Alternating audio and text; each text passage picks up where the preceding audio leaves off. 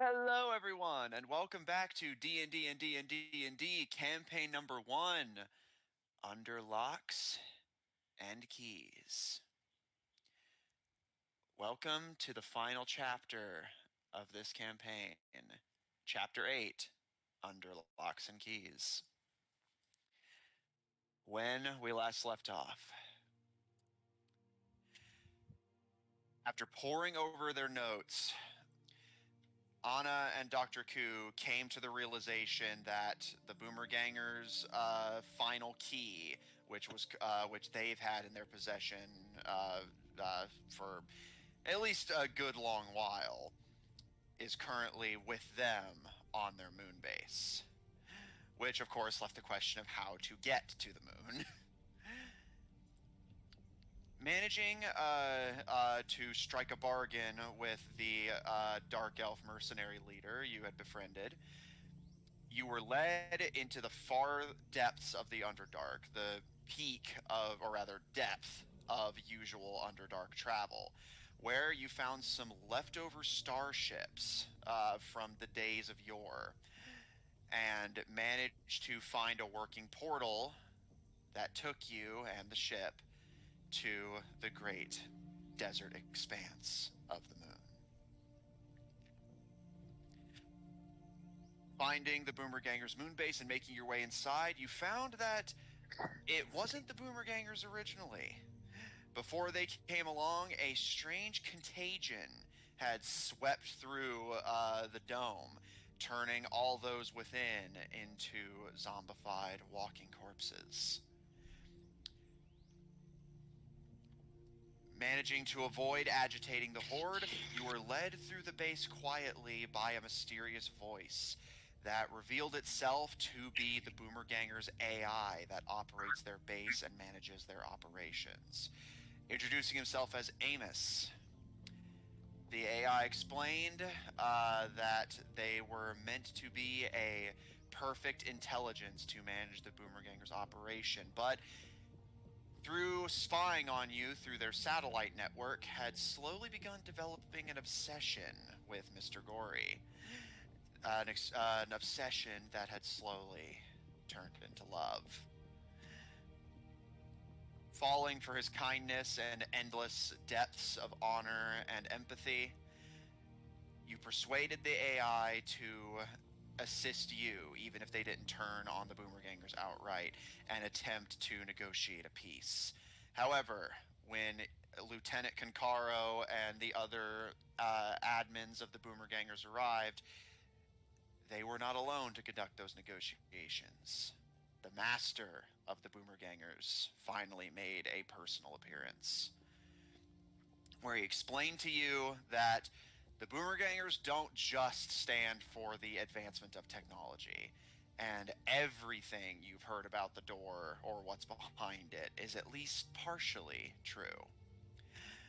The spirit of an ancient Second Age warlord lurks behind that door, unable to pass into the afterlife as they literally died before the afterlives existed. Unable to be sealed away or permanently eliminated, the gods were forced to seal the spirit along with other Second Age artifacts behind the doorway. Only a perfect union of magic and technology being able to open the door and its contents. The Boomergangers intend to release this spirit that they have taken to worshiping as something akin to a god, who will usher in a new era where magic is exterminated from the world and technology usurps it. A theoretical perfect world where all creatures are created equal.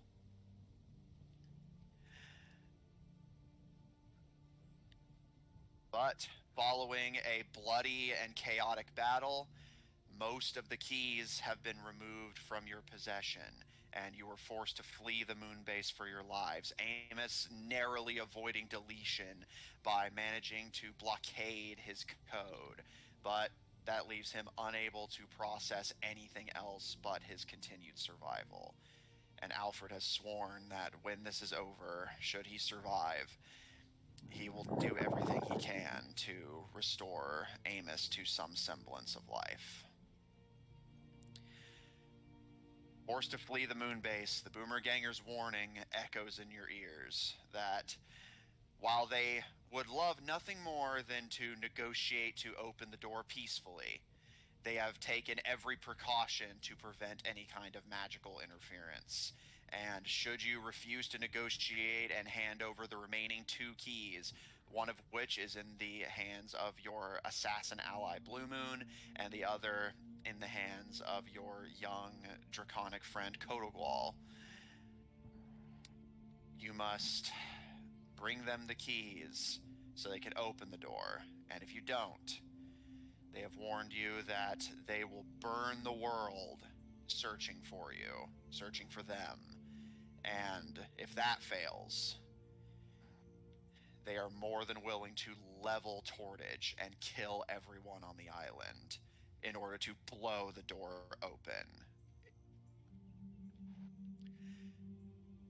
You are now all that stands between the world and a technological usurpation where magic is exterminated. And as far as you know, everyone you know that possesses any sort of magic, if they survive, they will be a shell of who they once were in the new world.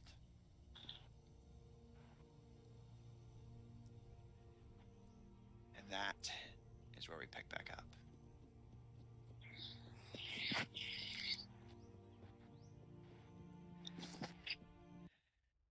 As you make your escape from the moon base, is there anything you would like to do before you reach the ship? If I recall correctly, you just correct me if I'm wrong. You were planning to just press to get through the moon base as quickly as possible, even if that meant taking some exhaustion. Hmm, I mean, I would prefer not to take exhaustion. I mean, unless we sleep here. I mean, are we relatively safe? There is granted the undead to consider, but in theory you could sleep here. You've done it before. I mean, we could take watches.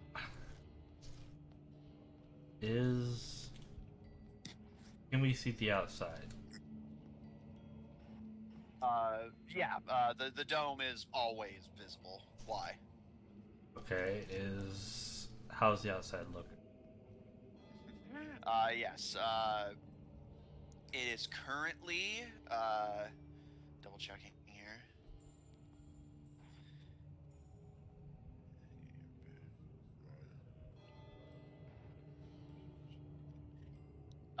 Night is going to be falling soon.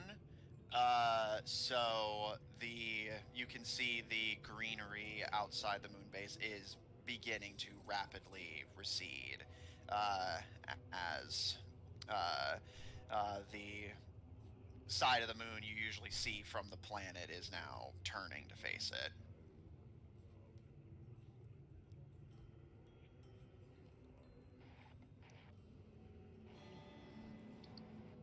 But remember, it would take you several hours to get to a place that you know you can get out there anyway, so.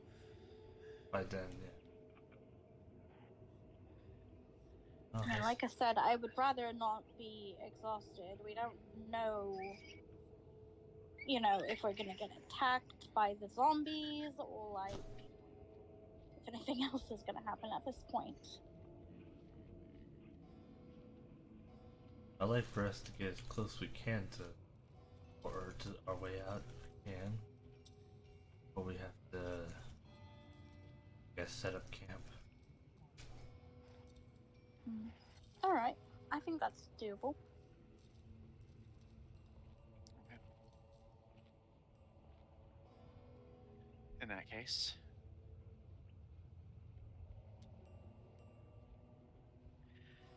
you make your way into the depths of the moon base, leaving the shell of the Boomerganger's headquarters behind you. Most of it was evacuated, and a lot of it was heavily damaged in the magical carnage you created in your initial assault. You don't see much sign of the surviving Boomergangers that escaped, so it's hard to say exactly what awaits you at this point.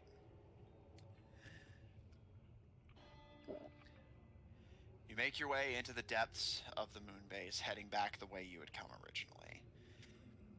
And the furthest you can go before you definitely would need to set up camp would be at the foot of that temple that you had been guided through blindly.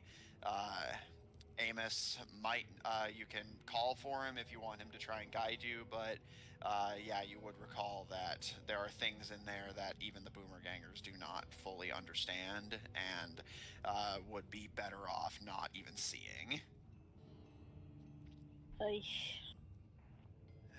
That's not entirely comforting.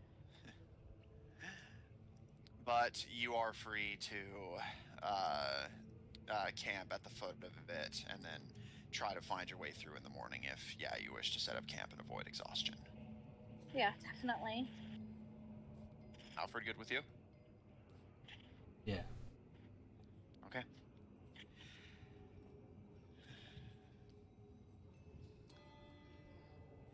You settle in at the foot of the temple, the uncanny silence echoing around you. No, Amos's voice no longer offering even that much comfort.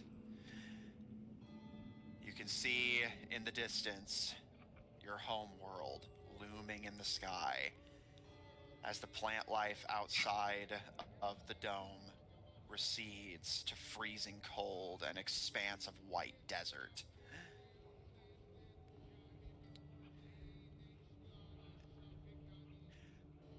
Do you guys wish to take watches, or are you just gonna sleep? How's that? Given the circumstances of the party, I'll say just if both of you take a shift, then you can have watches. But if you just wish to rest, that's fine too. I mean, I'm definitely for taking watches, especially with, zombies literally being around. Yeah, fair. Alfred, that good with you? Yeah. Okay. In that case, both of you roll perception. Given that there are ambient lights, you don't have to worry about dark vision. So. Oh, sweet. Because I don't have dark vision. Do I? Better. Even better. Yeah, isn't it great how two people at night are trying to find perception? Well, that's why it's good there's lights. At least since I have a right? You have a -1 perception? Yeah. Oh, wow. That really sucks. I rolled decent. Okay. Let me roll real quick. Also, just for my reference, who's doing what shift? Like, who's staying up first? I'll stay up first, so I don't care. Okay. In that case, sorry, perception? Let's see here. Perception. Oh, I have a +5 for perception, so that's good. Not great. 10. Okay. And Alfred. 16. Okay. Nice.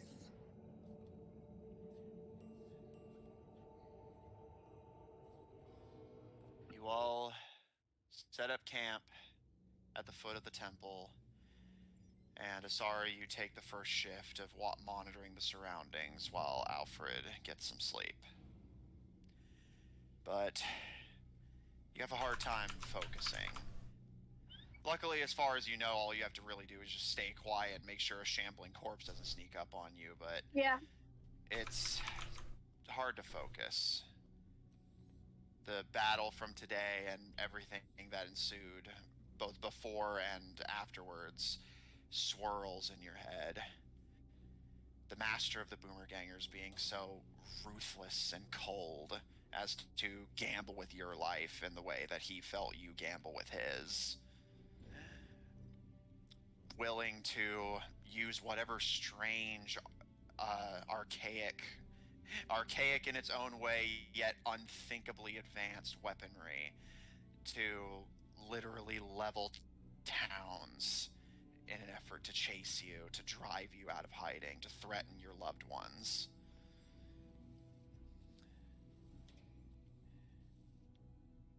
Yeah, By the time probably, your like, shift, constantly thinking about, like, how, like, if my mom's alright, and, you know, just worrying about her.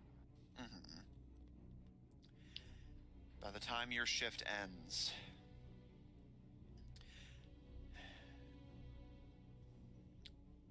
at the very least, the camp does not come under attack. That's But good. you're eager to go down for sleep yourself and Yeah. watch along to Alfred. Alfred, you take the following shift and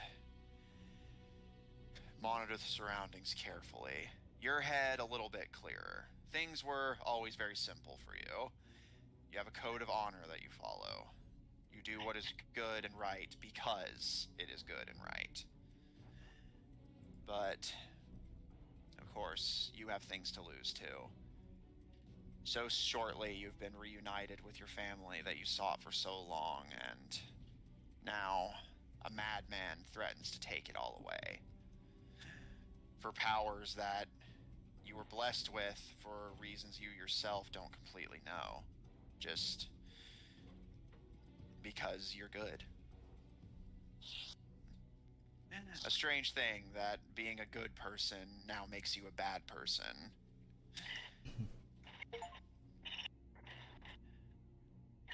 Your shift ends, and the camp is safe. Background noises, sorry. As the two of you awaken, you can see the lush greenery has been restored as warmth returns to this side of the world. But the only way out to at least the exit you know of, is to head through that temple that last time you only got through because you were being guided blindly, but you were warned to not open your eyes for any reason. How do you wish to proceed? Well, don't really have much of a choice, but to, like, you know, I know we weren't supposed to look, but, like, how are we supposed to, you know, get by? Agreed. I suppose we maybe just look at the floor?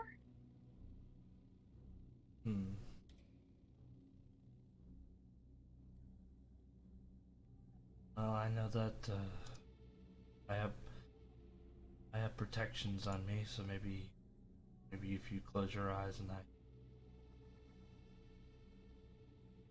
Are you sure? I It mean, could be very dangerous, you know. could be, but something that,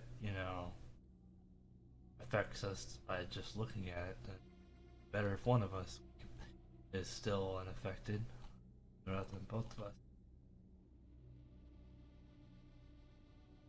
Yeah, I suppose.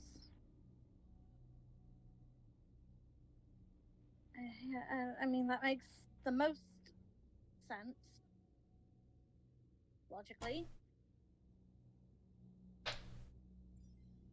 You said you've got protections? You think you'll be alright? I believe I can handle it. I'm not really liking that hesitation there. I mean, I don't know what we're going to face, but I mean, my chances are higher than you, so rather I take the risk. Bit offended by that, really, but you know, you say you've got protections. I'm supposing it's by your god, right? Not really sure if I say that, but just my fate has protected me so far and has helped us, has protected, I don't say has protected all of us, but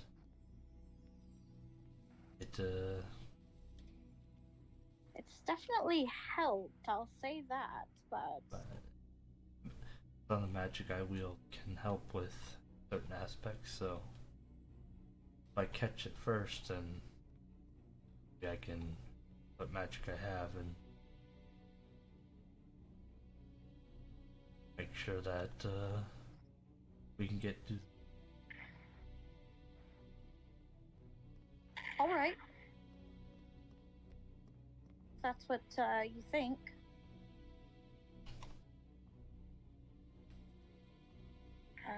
Should we like hold hands or like? That's. I guess that will, yeah, that'll be good. And keeping you close will be. Seems like the best move. Yeah.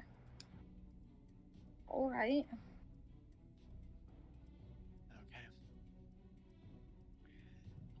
The two of you join hands, the party all linking up as they had before, but this time, without an AI to guide you, Alfred, you will be taking the brunt of whatever it was Amos was hoping to shield you from.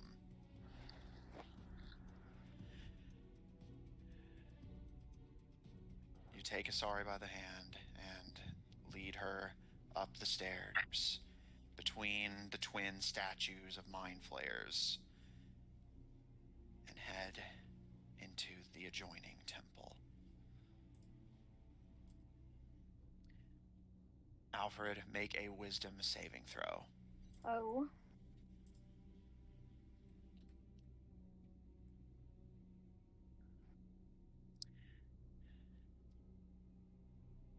Is wondering if I can prevent. I don't know what it is. Yeah. Wisdom saving throw. I will say, I can tell you that as far as I can tell from your character sheet, you're not immune to what's about to happen or anything. I guess you know I have the spell or protection from good and evil on. Do you want to cast that? Well, no, I have it. It's on me at all times. Oh, let me double check that. Creatures. Target can be charmed, frightened, or possessed. If you're already. No, still doesn't help. Okay. 21. Okay. Roll a d100.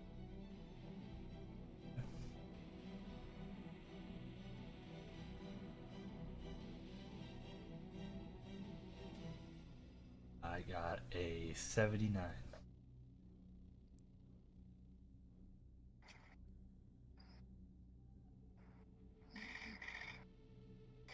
Let me check your inventory here.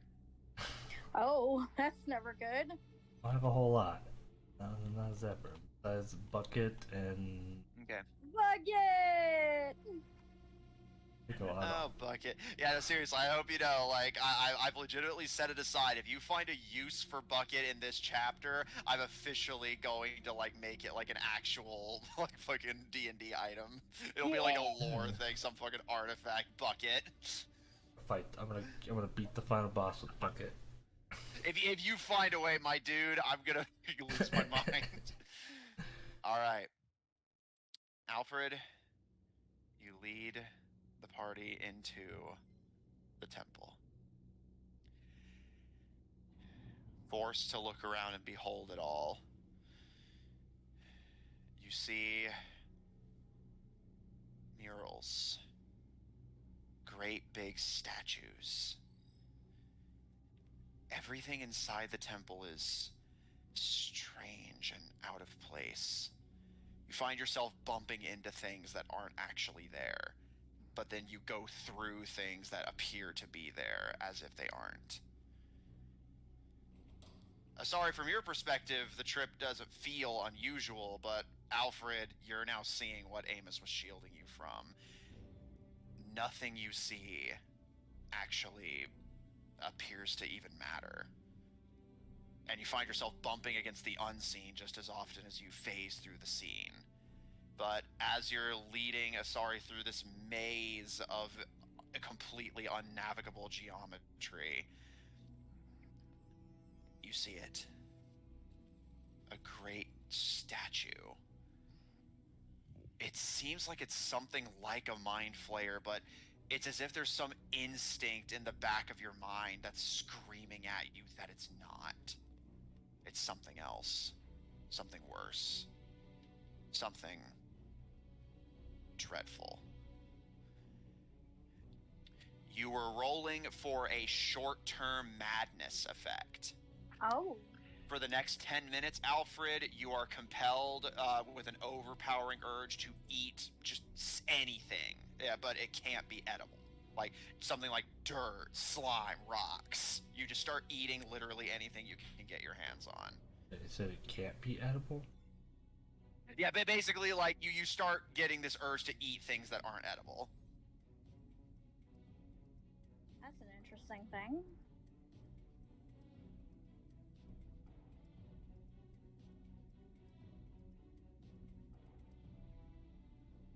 There's not really anything in here to eat, so pick something from your inventory that isn't an edible material, and you can sacrifice that to get through this. It could be coins, fucking bits of tinder, like Got a anything. perfect idea. I'm gonna eat some. I'm gonna eat like a little, almost like it's gonna be like a. I'm trying to think, Twizzlers. I'm gonna eat my rope like a little Twizzlers. Yeah, I'll allow that, sure. So now, Alfred, as you feel this overwhelming panic overtake you, it's sorry, you can feel Alfred's grip on your hand tighten. You've never seen or felt Alfred panic before, but whatever he's seeing that you're not frightens him. And Alfred, without even really realizing you're doing it, you just start gnawing at a thread of rope from your backpack, sucking down the fibers as it grounds you in this reality, trying to prevent your mind from being completely torn asunder with just the sensation of chewing on fibers. Just keep moving. Don't think about what that statue implies exists. Don't think about the fact that you just walked through a wall. Don't think about the fact that that wall is now being felt by you 3 feet out of place. Nothing matters. Don't think about it. Don't think about it. Make it to the other side. I must say, I don't know what it was, perfect timing or something, but the music like almost getting louder and louder. Actually, say that. It almost like I've actually been practicing with that, like trying to like learn the soundtrack timing better. yeah, I was like, man, good. Alfred, note that one of your 50 feet of hempen rope is now 40 feet of hempen rope. Oh no! As you basically like chewed and ate 10 feet of the rope into just being completely useless. Alfred, you're not actually sure what happened. You remember going into the temple and you saw something, and now you're on the other side. And you have a frayed, sopping wet, and torn apart rope in your hands. It's already been 10. Yeah. Can I open my eyes now? Are we out? Yeah, you have gotten to the other side. You look around, and I think we're out. You think? Like Yeah. she's like looking around, like with her eyes shut. Are you not sure? It's weird in there. Not sure of a lot Weird of things. in a way. I'm afraid to open my eyes if you're not sure. I'm fairly confident that we're out, but She like slowly like peeps her eyes open. You see that indeed you are now on the other side of the temple threshold. You can see that little like alleyway area where you guys chilled out and made your plan last time. But you can see Alfred is holding this sopping wet length of rope in his hands, and he's pale and sweating and looks like he just ran a marathon. She kind of like gives him like this look of like horror. Are you all right? huh? Why? What happened? Why is that wet? I guess I'll look down at the rope and like, I mean, not too sure, but not important right now. We gotta get to the door before we're out of time. Stay here, or we have. She like kind of like gives him like a very like once over with her eyes and just kind of like, all right, but I think you should see a doctor. Not me though. I'm not like that kind of doctor. Doctor. Damn it, Jim! I'm an archaeologist, not a not a Also, veterinarian. like Alfred, are you okay? What happened? I got the munchies. Also, only Alfred can like I fucking love Alfred so much. You gotta love are you okay? Literally just had his mind fucking shattered by the totem of an eldritch god, and fucking basically got pica for 10 minutes as he fucking navigated non-Euclidean geometry, and just like yeah, it's not important. We gotta keep moving. Yeah. Like, I want out of here. But,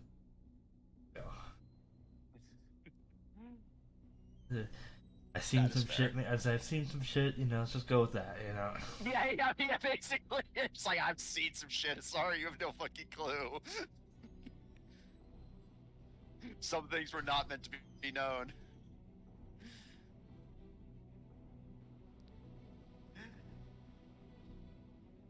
Unsettled,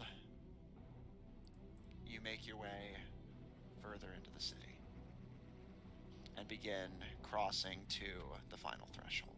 I just like every so often I'll just kind of like be like looking over at him, like checking on him. Mm-hmm.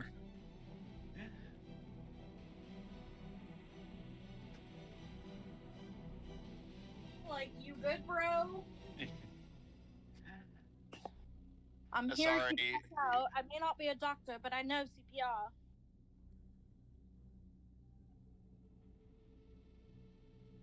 I'm breathing all right, so I mean, for now. I don't think I need CPR. What's CPR?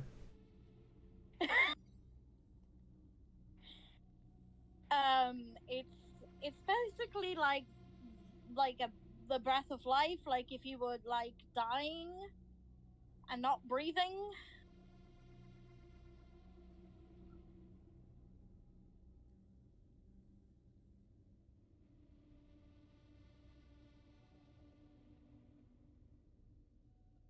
Okay, not sure how that works, but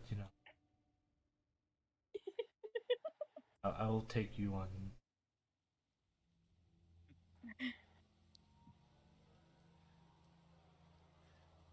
Sorry, Alfred turns down medical attention. Hmm. But you can see he's deeply unsettled by whatever he just saw on your behalf.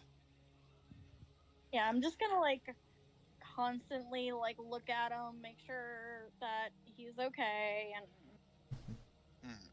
you know.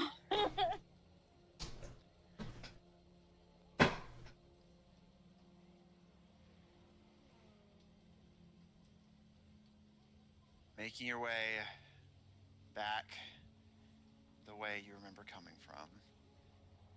What pace are you taking? Do you want to get there as fast as possible? Do you want to get there, like quietly? What's the plan?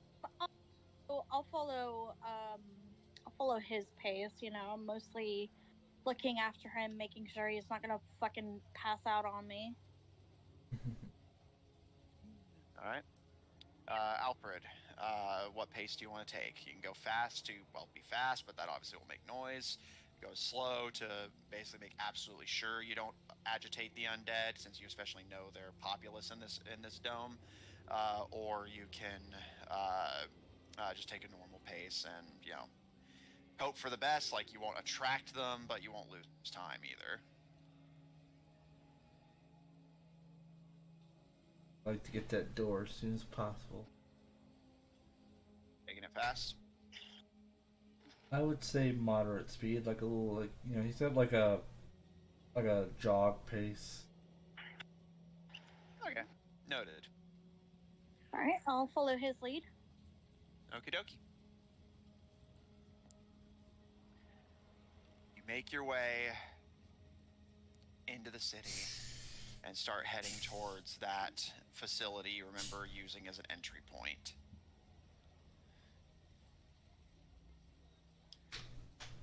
As you make your way along, the city is its usual state of quiet, but what alerts you more is what you start seeing the further in you go. You see the occasional body of one of the undead. Not necessarily unusual in and of itself, but what startles you is the sheer amount of them you start seeing. Oh. Wait, I guess. Hold on, let me just. Seeing them, I'm gonna cast Divine Sense. Valid.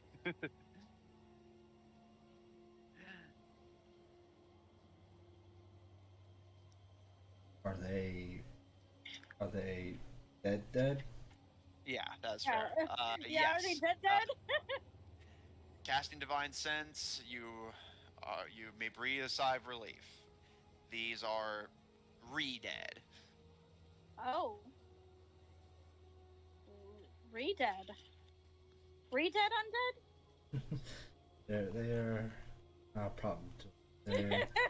Seems someone. No. I need Matthew to answer my question. Are they re-dead undead? Yeah, they've been re-deaded. Okay. Re-dead Right, undead. so they're re-dead undead. Gotcha. And yeah, Alfred, as you pass word along that it's safe, Asari, you look around and notice that along with the undead, the floor is littered with bullet casings. My rabid brain literally had it autofilled to you saying the floor is lava. Yeah, there's zombies everywhere and the floor is lava. Roll for initiative. No, you see that the floor is littered with what appear to be bullet casings. It appears the boomer gangers that got here ahead of you did not have your eye for subtlety and simply fought their way out. Oh. Well, that's a choice. Well, that means that two things. I guess there'll be less to take care of later. Good, and that should mean that this path is safe and also the way out. Yeah, I suppose.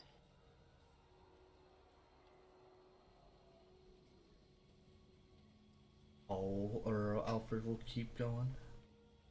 Okay. Following the trail of bodies and bullets, you follow a path that's unsettlingly close to the path Amos led you on, just backwards. Until eventually, You manage to reach the facility that leads you out. Sorry, if you're willing to do some spellcraft, assuming you're able, you can do as you did before and simply dimension door the party to the other side and make your way back to the ship. Abso-fucking-lutely. Alright, knock off a use of dimension door. Yeet. And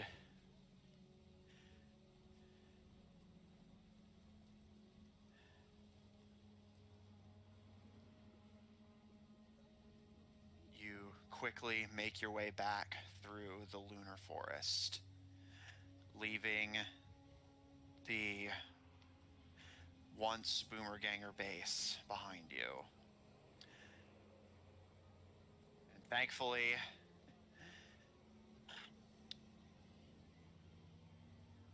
your ship is not particularly hard to find, given it's not exactly hidden. You are able to find your way back fairly easily, and since Alfred, you can simply call your mount, and Asari, you have your flight, you can both get back up to it easily enough. All right. Reboarding your starfaring vessel stuck in the canopy.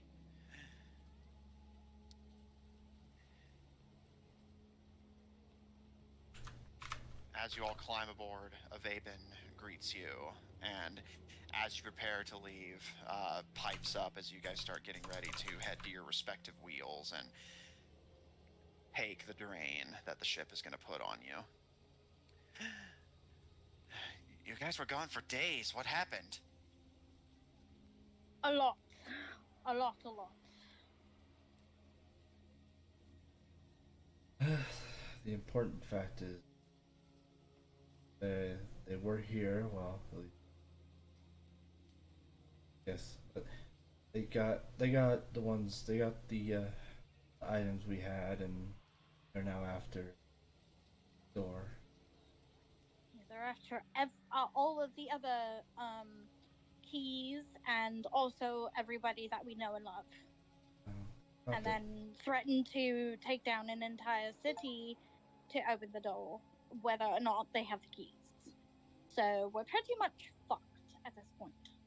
I don't think they necessarily care about our loved one. Want the keys, and they do if they can get their hands on the keys. Yeah, absolutely, they care. Sounds like that they kind of given up on that idea. They're more just blow up this town, or we give them the keys. Yeah, they gave us. I'm not sure how much time we have, but we do have some time to get the keys together and do this peacefully. And she kind of gives us air quotes. But me personally, I'm not keen on the door opening, but at this point, if it's going to open either way, I'd rather be front and center when it does. Because we don't have a choice. We've seen that there's no line they're not willing to cross. Exactly. I'm guessing they're already getting ready to make whatever move they're planning. I saw a bunch of them leaving ahead of you. They had these big machines they were driving, wheels and guns strapped to them. Hopefully we can convince the others to let us have the keys, and I'm hoping that if you use the key, they don't just get destroyed or they are no longer usable. I know some of them are precious to them, but I think we should give them the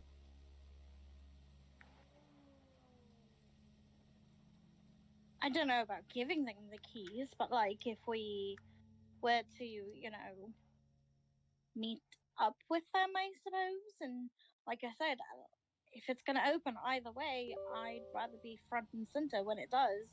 So if something big does come out of it, we can fucking deal with it, you know? But it's, as you said, it's gonna open either way, so but we don't give them the keys, they're gonna open up their way. Why is it, probably the town and rebels?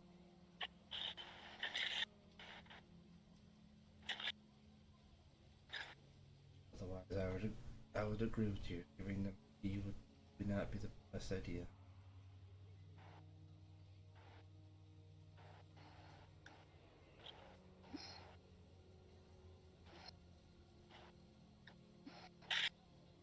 But I guess we should see. I think we should grab the keys and beat up at the door. Leave them there.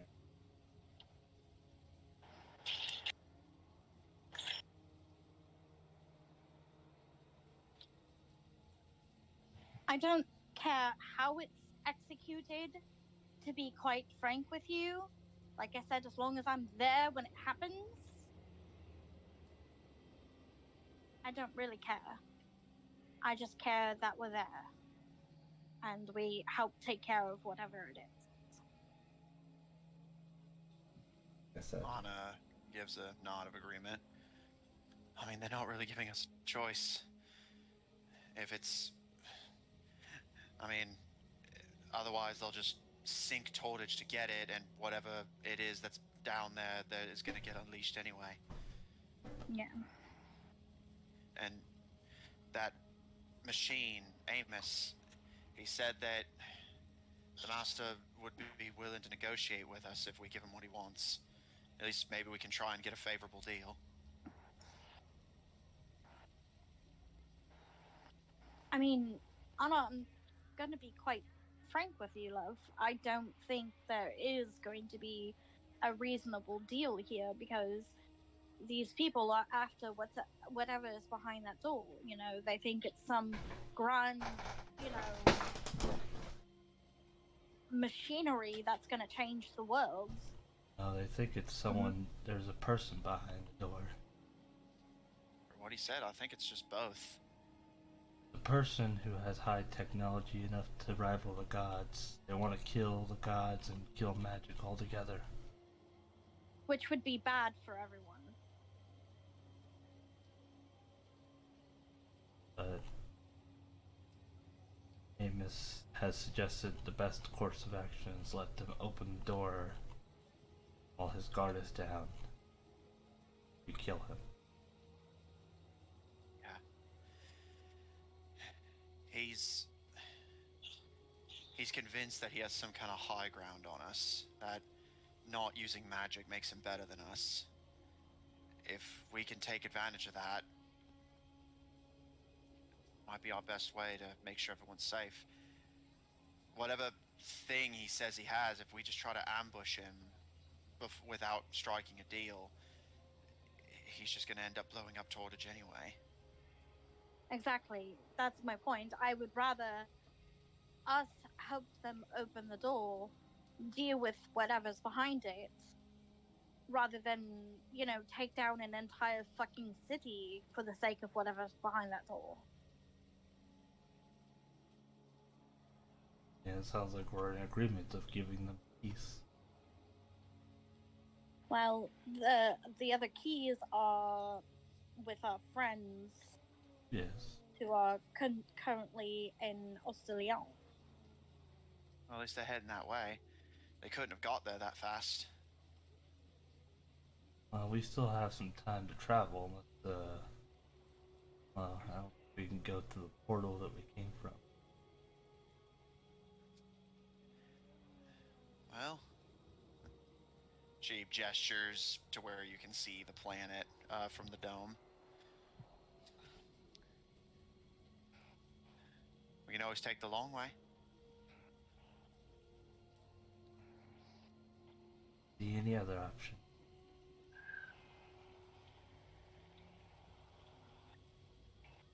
Vaben kind of sighs and just, I guess we don't have any other choice.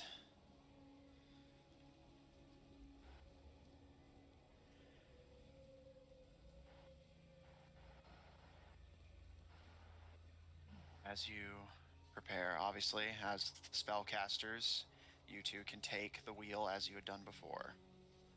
Yeah.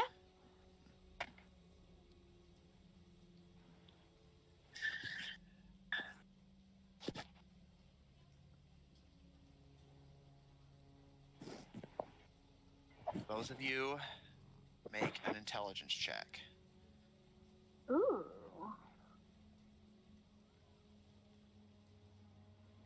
An intelligence check. Yes. Good thing I am very smart. E. Well, actually, Lucian is smarter.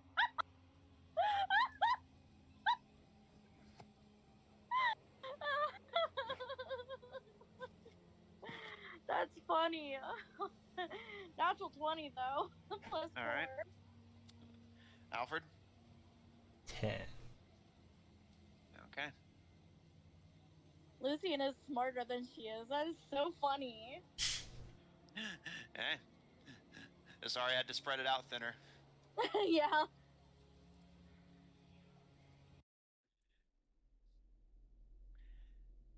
As the two of you return to your stations, Anna staying with Asari and Avaven staying with Alfred, the two of you grip the wheel, allow the ship to drain your magic, and prepare to make your way home.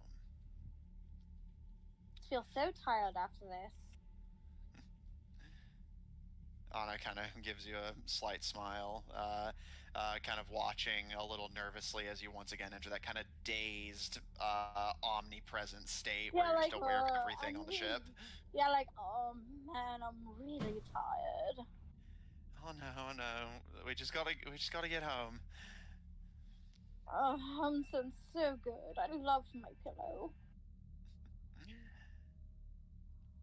First question, do either of you have anything you'd wish to do during the trip back?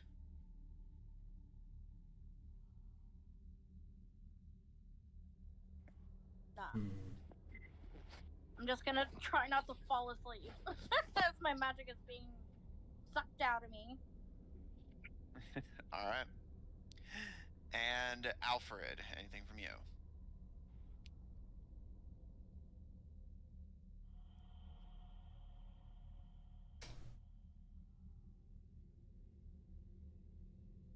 Nope. Okay. And second question, where exactly are you heading? Well, I think that we should head to Ostilions. That's just head to where the meeting point. exactly. Okay.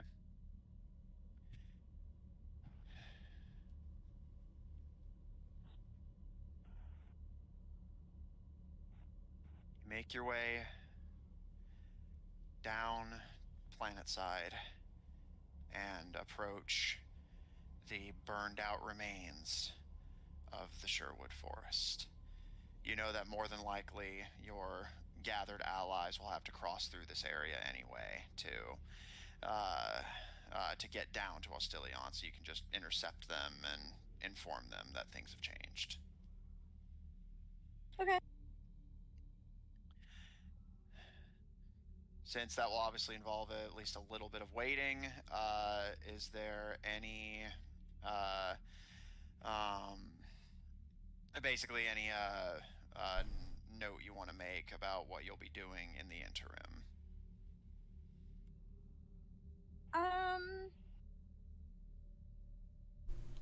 I think the only thing I want to do is talk to Anna. But like, if she's hanging out where I am, But yeah, this at this point, she was one of the people who just agreed that she's in it for the long haul. okay. Well, like that's kind of like what I want to talk to her about. Okay. Alfred, anything from you?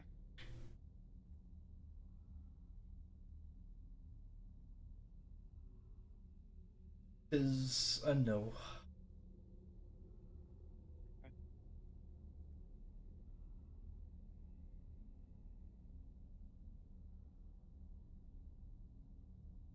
just a second here, then. No. You get no seconds. Oh, dang it. Aw, jeez, Mom. All right.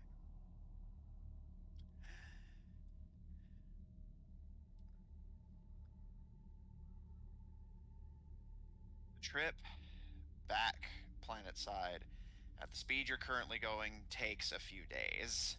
It's overall quiet, mostly just maddening.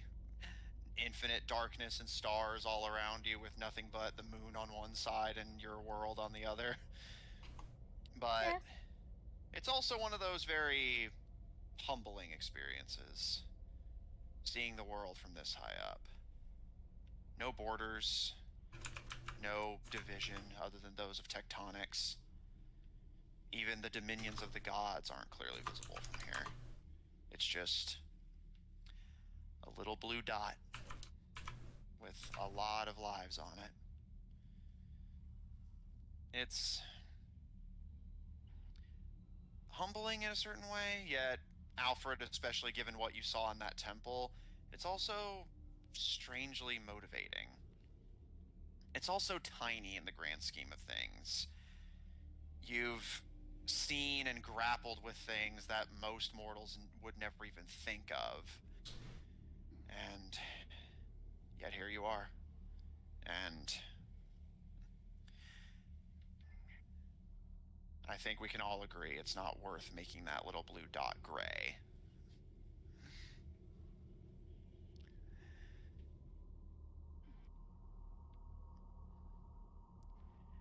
As you breach atmosphere and begin to touch down in the burnt out remains of Sherwood Forest, you can see the elves that are still sheltering there, looking at you incredulously as they see artifacts of their long dead empire literally brought to their doorstep as you all disembark.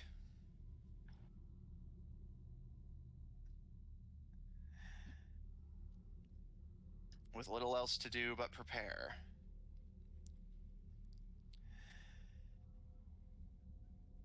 you all settle in and wait for your allies to join you, ready for the final battle that awaits you. Asari, during this little bit of downtime, you pull Anna aside, and you can decide the circumstances, obviously, but just you may say whatever you wish to say to her. Well, I was gonna talk to her while we were on the ship and like overlooking the planet.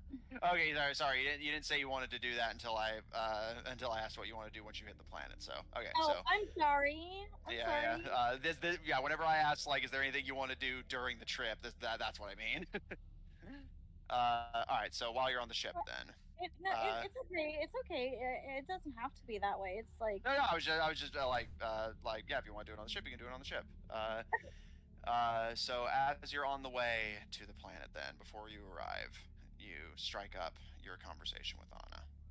like just like as we're like staring at the beautiful vastness that is space, and she just kind of just says, "Beautiful, isn't it?" Yes. You don't have to come with us.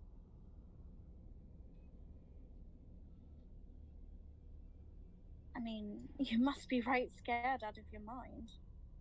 I am, but I mean, what kind of archaeologist would I be if I balked and ran just because we found something I was afraid of? I mean, no one would blame you. I would. I'd be disappointing the professor, disappointing you. I told you I was in this till the end. I'm not turning back. Someone needs to stand up to them. Someone needs to draw a line and tell them that they can't cross it.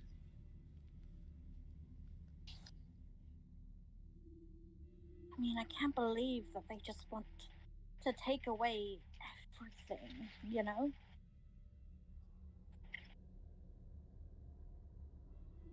Honestly,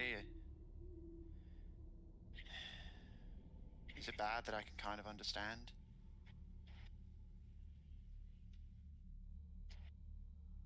No, I don't think that's bad. I think that actually it's kind of good.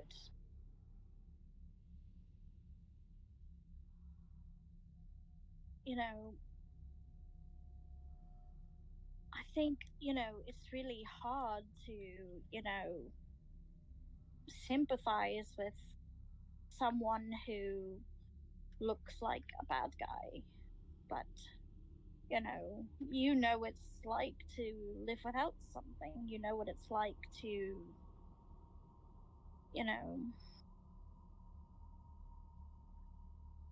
I mean, whenever we first got to be roommates at the college, I hated you. Really? I mean,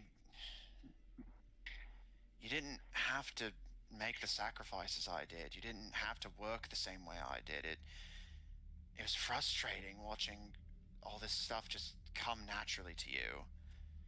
Watching the professors nod and smile whenever you made suggestions and always ask me twice as many questions and accept half the answers.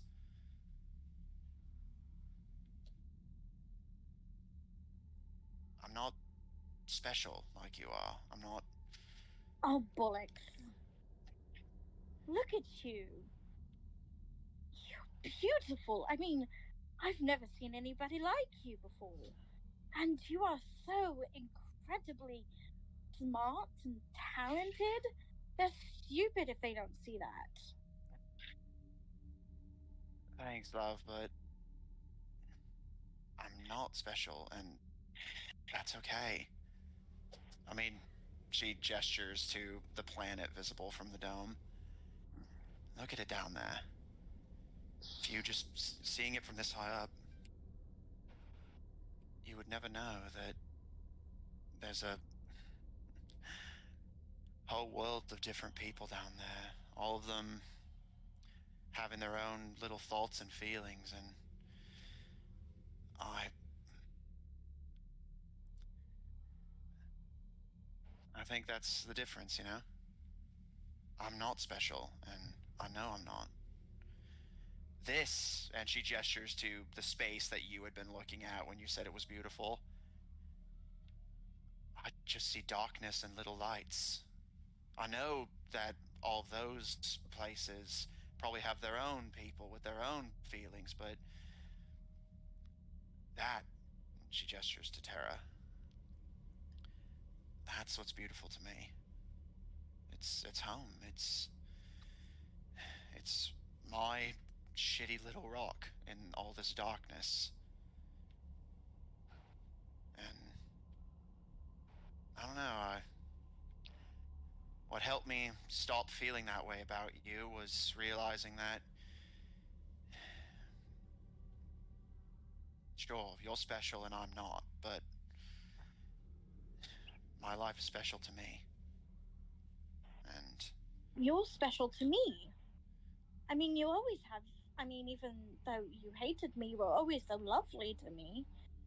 And, I like having you around. I honestly do. well, then how about you stop trying to get rid of me and we do this together?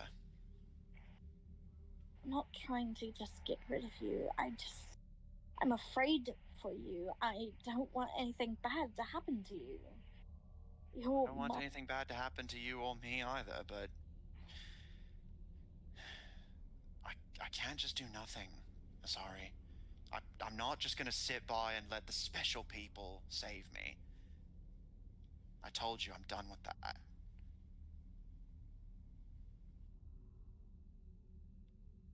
I know. I'm just afraid to lose you. I can't lose you. You're my best friend. You're my only friend, really.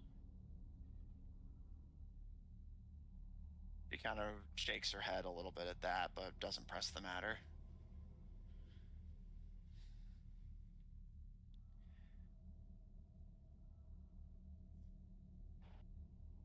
I'm not letting you do this by yourself.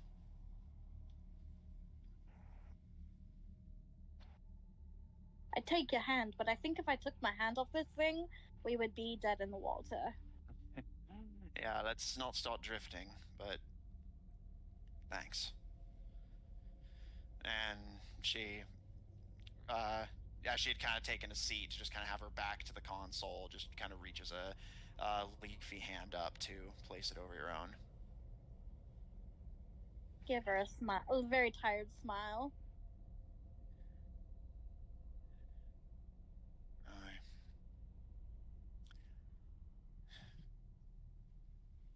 I know it's people like me they're trying to do this for, but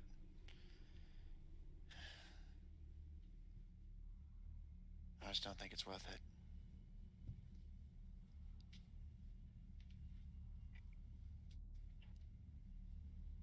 I think you're worth it. I do. I honestly do.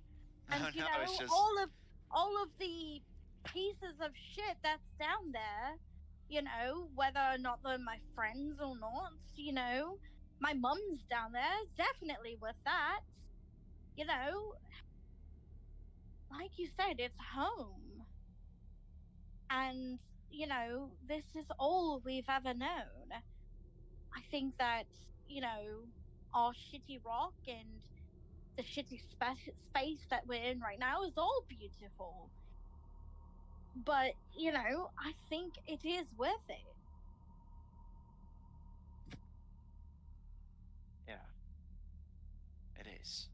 And you're worth it. And don't let me hear you say otherwise. I'm or I'll the one beat telling you I am! I'll beat you. She kind of gives her a very, like, very, you know, teasing smile. Mm-hmm. No, but seriously, don't let it overwhelm you. And if you need to run away, there's no shame in it. There is. Don't kid yourself. But I can't heal you. I don't got healing magic. I'm not a cleric. I'm not asking you to. I'm asking you to just let me be there, standing with you instead of behind you. I mean, who else would I have with me? I mean, this is a huge discovery. I mean, who else can I fangirl with? Exactly. So please, just... I said I'd be there. Just take that, okay? Right. I promise you don't hate me anymore. Nah. Only Actually, on it was the Sunday. professor who gave me a good reason not to. Really? She kind of looks a little surprised. Can I ask why? No, baby, no more food. She considers for a moment, kind of just staring at the distant planet. Well,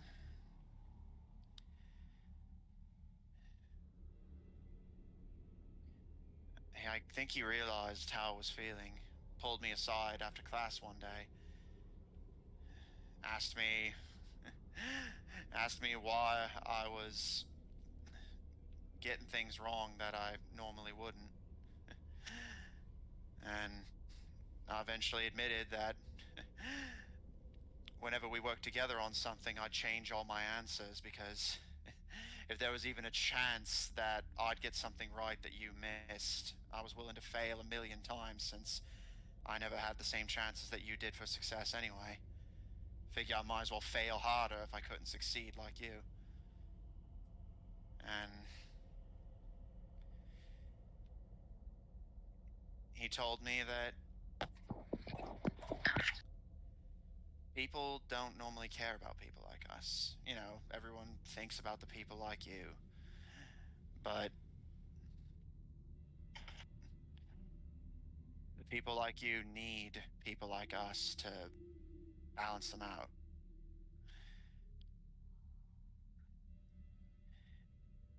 He said he's heard in his studies about these ideas people have of these gods among men, these great people who it seems like they're just born better than everyone else, but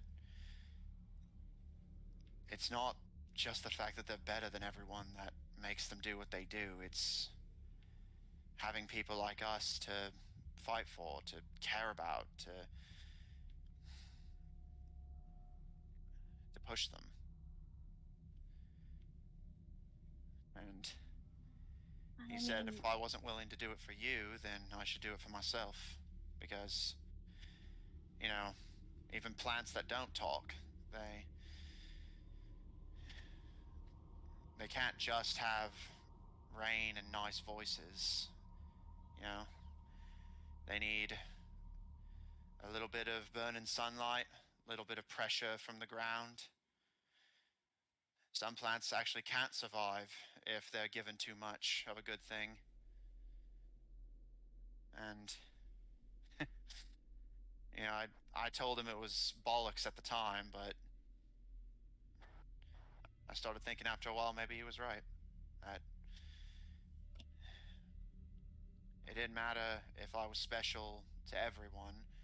It just mattered that I was special to me and to someone. And that I could use the gap between us as a motivator to try harder rather than give up, I guess.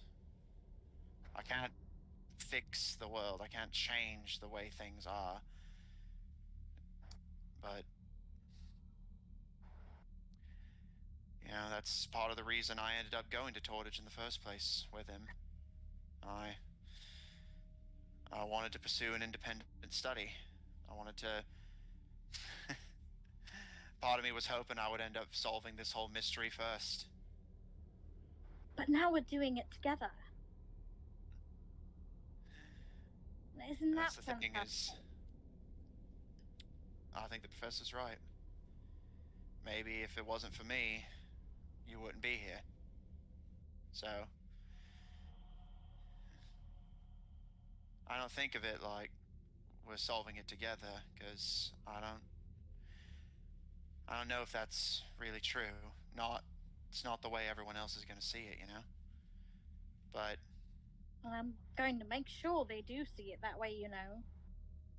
well, that's the thing is, I don't think it matters. Because we'll know. You couldn't have done any of this without me. Absolutely not. If it wasn't for me, Alfred wouldn't even know about any of this. That's how we first met him and I. He saved me from the Boomergangers years ago. Back then, they were still so small. They were just some asshole cultists preaching their nonsense religion in Tortage. But he saw they were giving me a hard time, and him and his friends stepped in. Look at us now. Cruising in the stars, seeing things that people back home would never believe. I know. Mum's never gonna believe where we've been.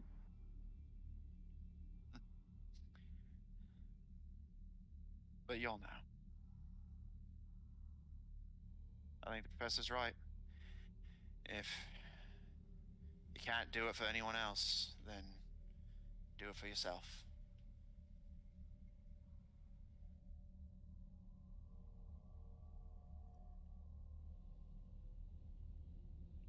At least that's what I think. I'm really grateful that I have you and that the professor spoke to you and that we're friends now. You too.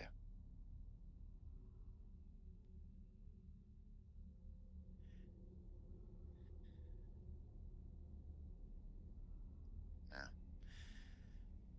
what do you say we rally up the rest of the crew and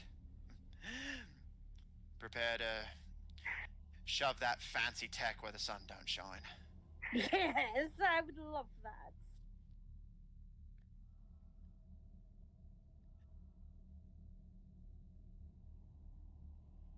Honestly, I would love that.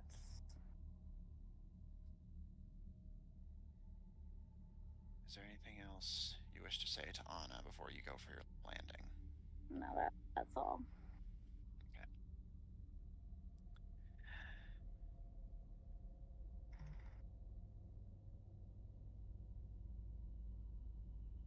Now, at this point, you come in for your landing in Sherwood. As Avaben disembarks to explain the situation to the rest of the elves, the two of you are left to your own devices. Just confirming before we continue that, yeah, like, basically this is the closest to our usual downtime that you're going to get, so is there anything you wish to do?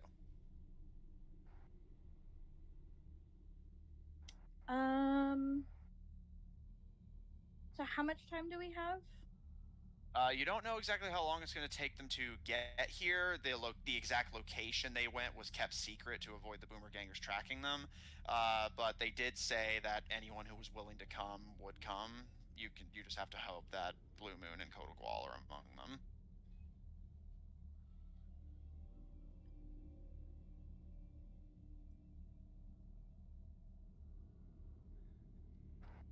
No.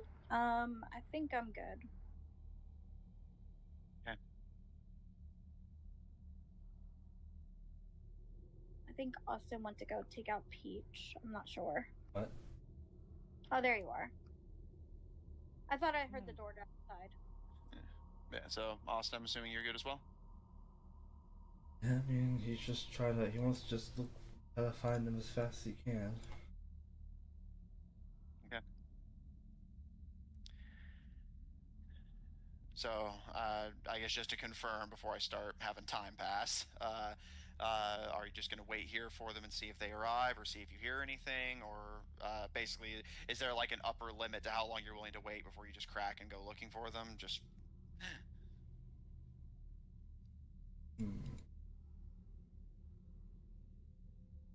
I definitely don't want to wait here. So probably just leaving 3 days at that point. Either go look for them or just go to the vault and what we can do. So, are you okay with that plan? Yep.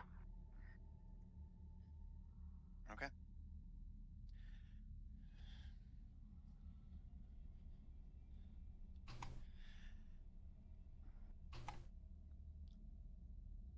You settle in and prepare to wait for a few days to see if they arrive. Knock off a total of 6 days of rations from both of you. Just that's partially for the trip here and for waiting here for a while.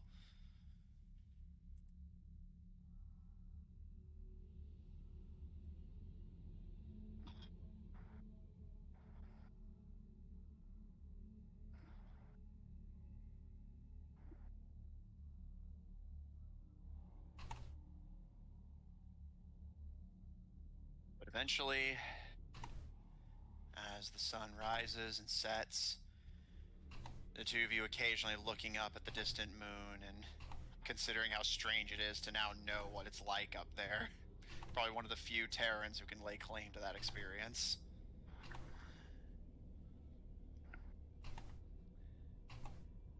Eventually, the third day comes and goes with no sign of your allies. Granted, you know that getting here from where they are certainly would take a while, but Alfred, you are not willing to wait. Do you wish to go looking for them?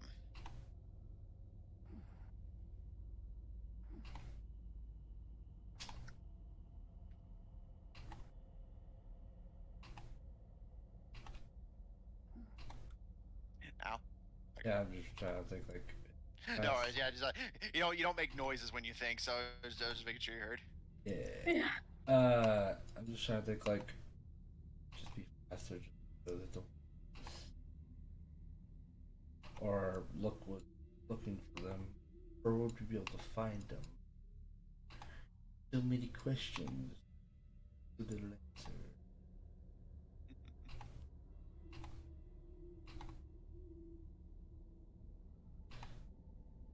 I'll ask. She thinks. Should we? What do I think of what? I mean, go out looking for, find them.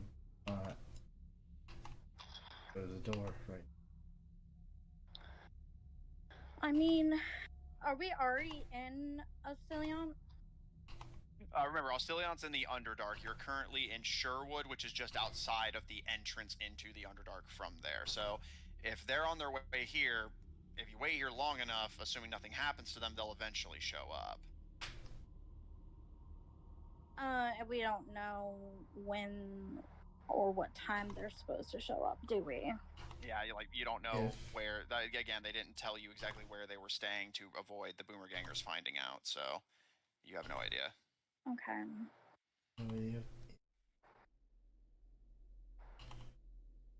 You try to leave a message, I guess. Like, leave someone, leave like, make sure we have someone to tell them, be up with them. Where we are. That's true.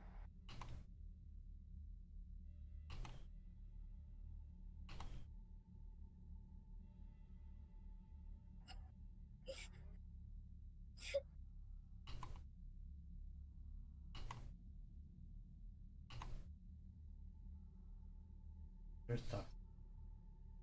Well, I think that leaving a message is a reasonable I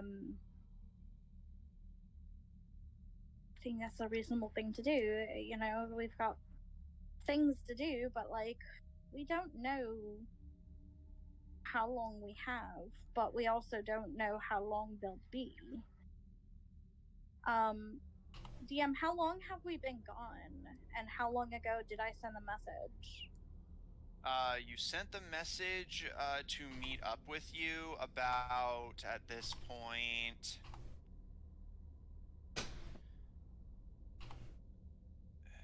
it's been about closing in on 2 weeks now. All right.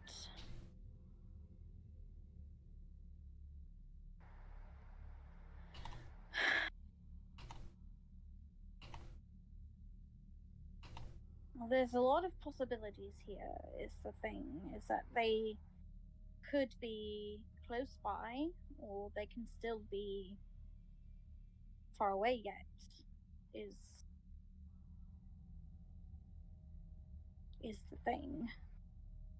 I say if we go down, play it again, find someone we can leave a message to them. Go down. I mean, who can we trust like that? I mean, there's a lot of people looking for the Boomergangers. Isn't that true?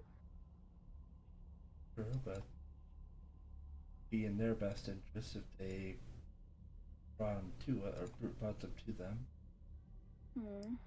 I suppose you're right. If they're down there, then talk to them. It's time to act their plan.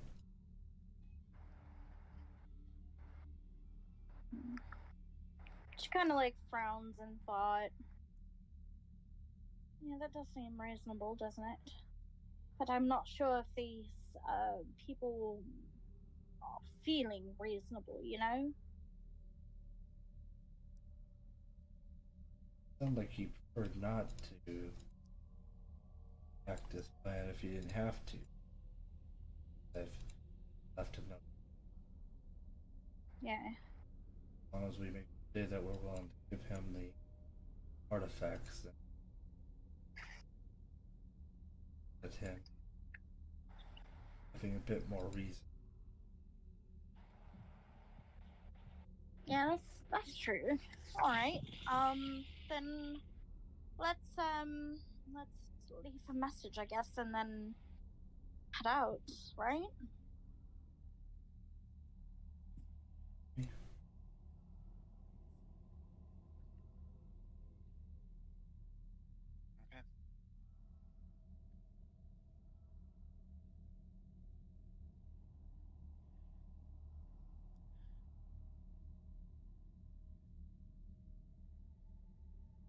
pass word of the plan to your remaining allies that are here? Yes. Alright. In that case, Right, Avaben will volunteer to be the one that stays here to pass word along. He wants to be here to protect his family anyway. Like, right as far as you can. More voices here, the better. Understood. Yeah, make sure, I mean, we saw that weird map thing they're working with. They can see everyone, everything. If we have to make sure word reaches them that we're cooperating.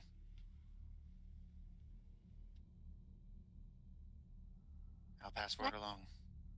Like we said, there's a lot of people looking for them, so, more words of mouth means, more the message gets out, They both give a nod. All right, I'll pass it on. Good luck. You as well.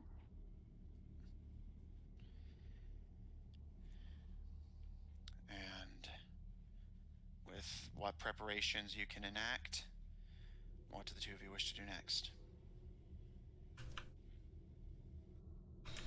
I suppose we head back and should we go see the professor? Let him know what's going on. It'll be up time, but I mean, it's in the city, so it's gonna be the place to be. Is there anywhere else that you thought that maybe we need to go?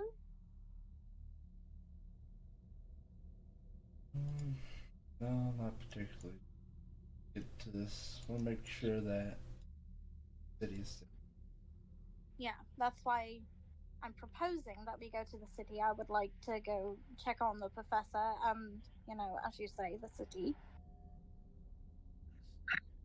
I mean, it's at least safer with us there. Yeah, exactly. All right. Do you guys wish to take your new ship to get there, or yeah, definitely. It will cut down time. So yeah, Okay. definitely. Yeah, just wanted to check. Okay, easily done.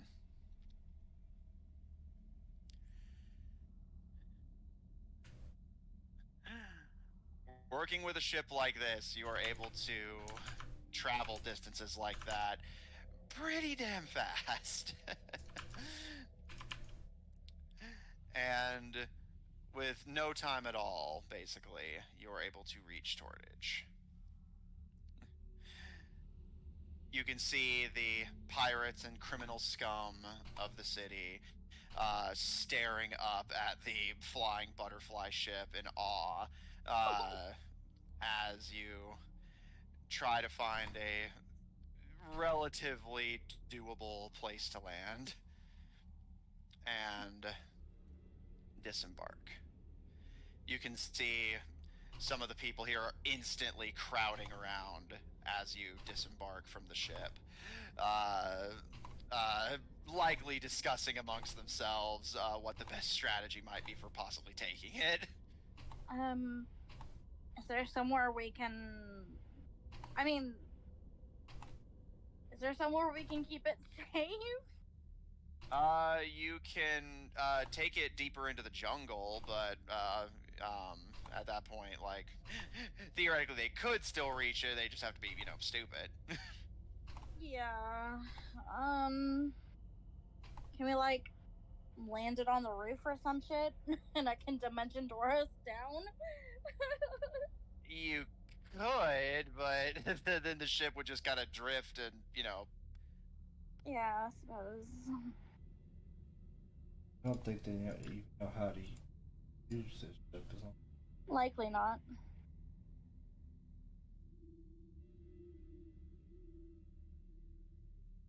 Good chance that we could get, or at least leave it to Revel till. Yeah.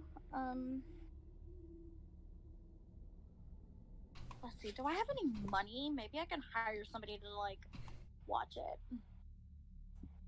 Let's see. Do I have any money? Oh, I do have money. I'm going to in the crowd, do I see a big buff, like tough looking dude that looks like he might be looking for some money? It's Tortage. Everyone fits that description.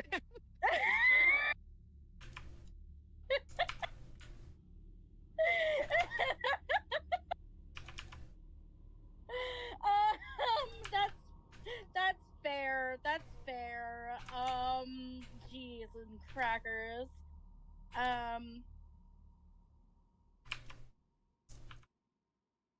Does anybody look trustworthy? It's Tortage? No. But I will. As you start surveying the crowd, Greylog will pipe up. I mean, if it makes you guys feel better, I can just watch the ship while you guys take care of business. I mean, sure. Sure. I don't really have time to do much else anyway. Just let me know whenever the fun starts, yeah? All right. I mean, if we don't let you know, you'll definitely know by the earthquake. He kind of does that, like, that little head tilt of, like, yeah. Yeah, no, yeah. All right. Save some money.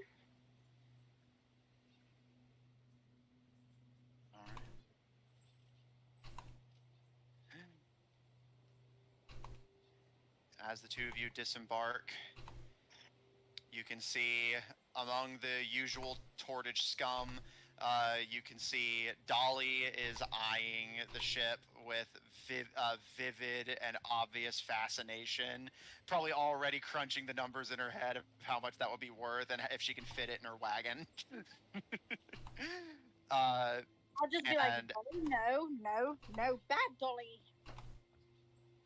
She just gives a grin and slips back into the crowd, dragging her wagon with her.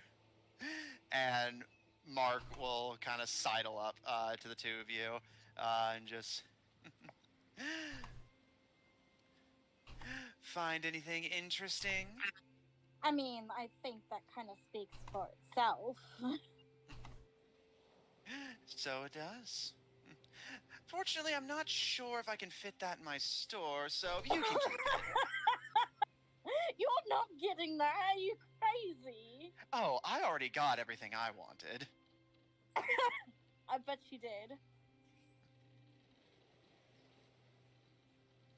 You know the drill. I'll give you a special discount. Some interesting stuff up there. Yeah, stop showing off. Nobody likes it. Oh, except when it's you, sweetheart. Yes, exactly. Well, ta-ta. Good luck saving the world. Hopefully it's still here so you can scam us. Oh, please. I'm offering you actually pretty fair prices, all things considered. And actually pause for a moment in consideration and for what it's worth, sweetheart, be careful down there. If you need any extra ammunition, I can find a reason to arrange a sale. I don't really have anything else that I do except for magic.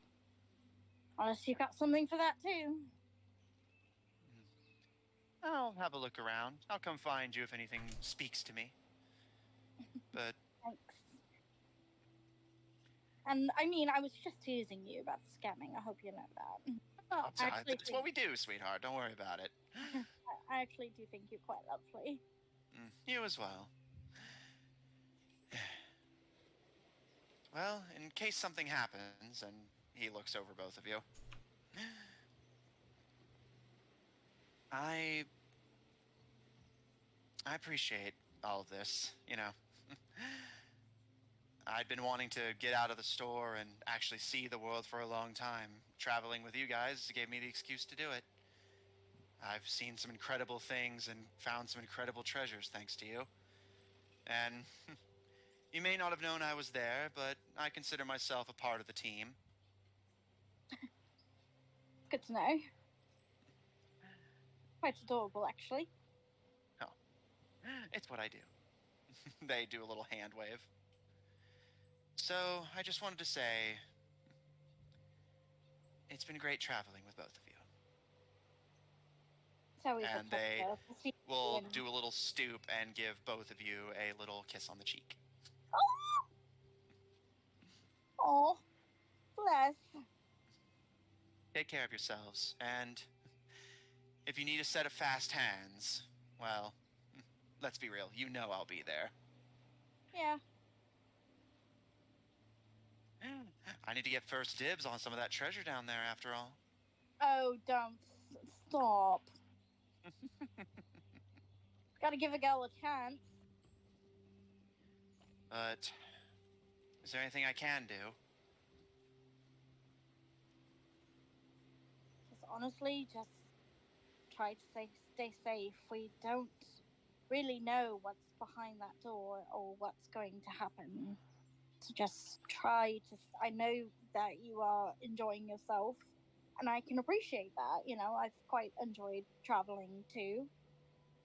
But I just want you to be careful, all right? Not to worry, sweetheart. I'm a thief. We specialize in staying out of trouble. I think I've been to some classes that would disagree. Well, that's what separates the good thieves from the great thieves. And Mark Mouse is a particularly great thief. Well, if I need you for any reason, you'll know. Always. They give a little wink and blow you a kiss. I love him. Oh no, they're great. Ta-ta. And good luck. See you later. Thanks. They give you a nod, tip See their you hat to you, rather not Alfred. see you later. Wouldn't be very good if you did. And with that, true to form, they slip into the crowd and vanish, leaving you surrounded by the chattering scum of Tordage, a few of whom offered to buy you drinks in an attempt to butter you up and hear the tale of how you got a ship like this. But other than that, most of your immediate companions are in the wind. The best you can hope for is that word spreads soon. Now that you're back in Tordage, what do you wish to do? I'm gonna go check. I don't know what he's gonna do, but I'm gonna go check on the professor. Okay, Al? Anything from you? I'm gonna go check on like the entrance of the doorway now. See what there's been any action. Okay. Alfred, you start making your way down to the divine doorway. As you start heading that way, Anna will actually tag along with you. And I'll be sorry. back in a minute after I check in on the professor. All right. Give him my best. Of course. Sorry, you make your way into town to head for the professor's hovel. And we will start with you. With me?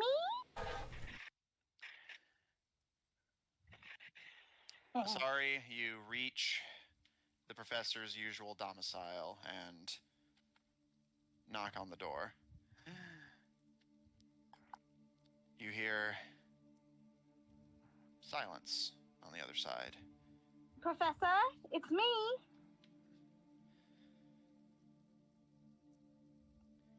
There's a long pause before the door does slowly creak open, and you see the elderly dryad peek through the crack in the door before slowly nodding and stepping aside to allow you entry. Oh my god, I'm so glad to see that you're all right. You as well.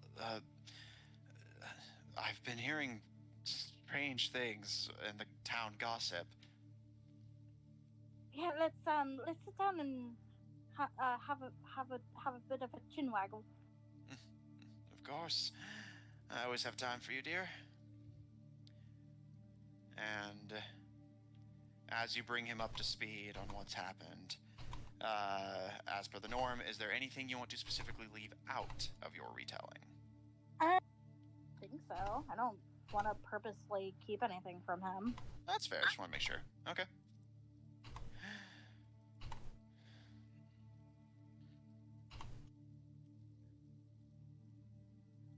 He stares at you with an uncharacteristically somber expression. Most of the discoveries you found on this journey typically excite him. Old man he may be, but he's still a nerd at heart. Yeah. But this is the first time you think it may have hit him just how seriously dire the situation is. Yeah. And he puts his thumbs together in thought, just silently contemplating what you've told him, not even really responding to the end of your story directly. I'll just give him a minute to kind of soak it all in. And then after a moment or two of silence, you are right. Oh, yes, I'm fine. I mean, what's there to not be fine about? It's just the world coming to an end. Yes, I know it's a lot to take in, but I thought you deserved to know everything. Thank you.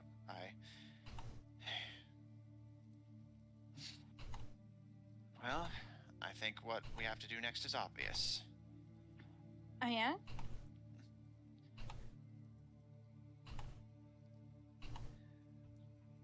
He considers for a moment like he's kind of formulating the plan in his head.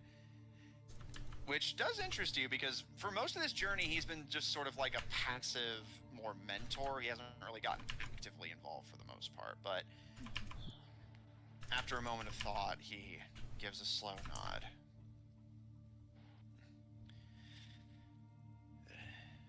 Well, if what you say is true, there's nowhere we can hide the keys. And with them having a few of them, the Divine Council can't, what's the word? The point is, the meeting can't end if some of the gods don't have their trinkets with them. Correct. So, and, added on to that, even if they hadn't gotten the keys, they plan to, destroy the entire city to open a fucking door. Then we need to keep watch over it. If they can't plant these explosive devices, then that gives us more room to haggle with them. I doubt we'll be able to persuade them not to open the door. It sounds like they simply have too much power. They'll likely level entire towns to persuade us to hand the keys over. But if we They also... just... Go on.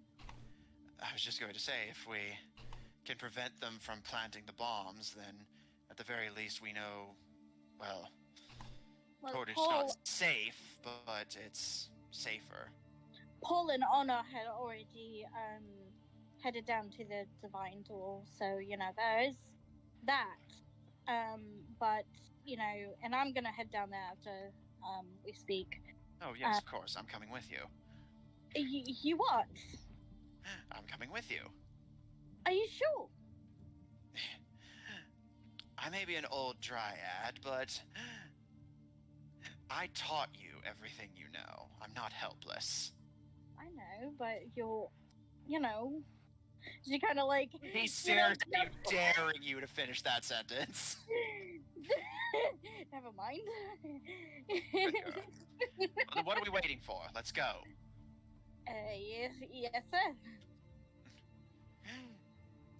You can hear him grumbling to himself a little bit as he grabs a few things and starts heading out to the Divine Doorway. These whippersnappers.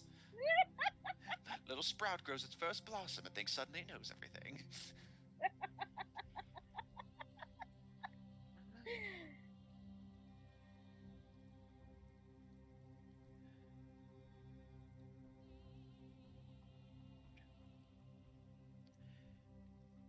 As you and Anna make your way down into the dark, you pass through the familiar halls with the various miscreants that dwell down here in the darkness alone.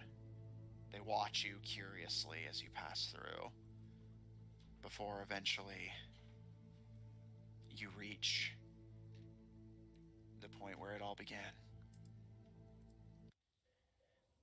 Divine doorway towers over your head. It's strange, you've seen it so many times now, yet perhaps it only now really sinks in how big this is, both metaphorically and literally. This massive antechamber that could be a temple in and of itself. All of it for one door. And the uncountable locks and mechanisms that go into keeping it tight and shut. Anna stares up at it silently for a moment before just whispering into the dark as it echoes around. It's... I've done so many sketches of it, but after a while of all this running around chasing keys, I almost forgot what we were doing it for. It's so weird to think that there's actually something behind it.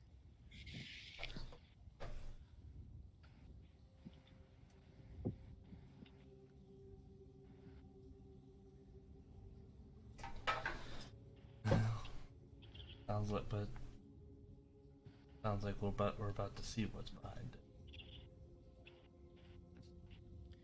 Is it weird that not exactly, well, it's weird. I'm excited, but I feel like I'm gonna throw up at the same time.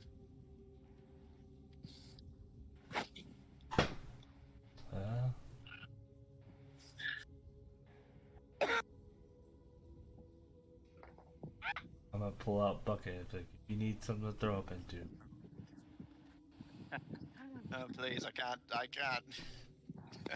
I can't desecrate your sacred relic. A little bit of noise from your mic. Oh, I'm sorry. I dropped something and No worries.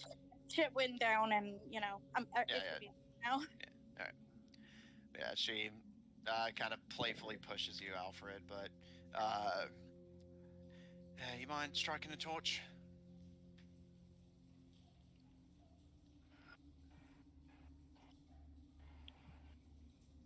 Do you even have a torch?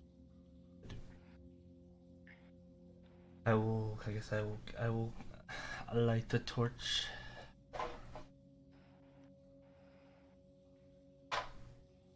You light the torch. As the light extends, you have to get close to the walls to be able to see anything, but you and Anna just kind of scout out the room. She looks up into the darkness with a frown and... Well, unless they planted them on the ceiling, I think we're okay.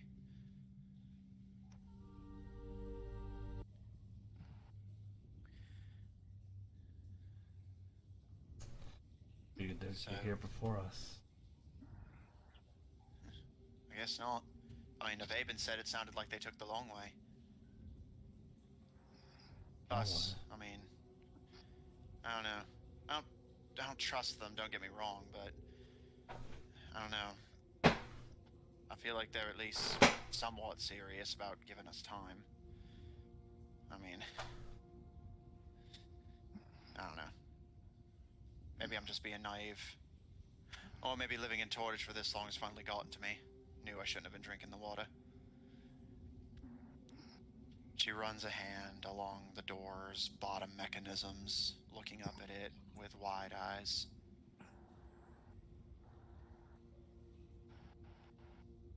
It's just so strange. I've wondered for years, before we even met, what was behind it. And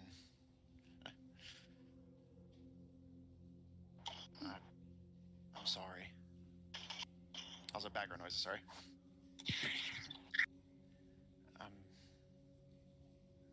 should apologize. This is all my fault.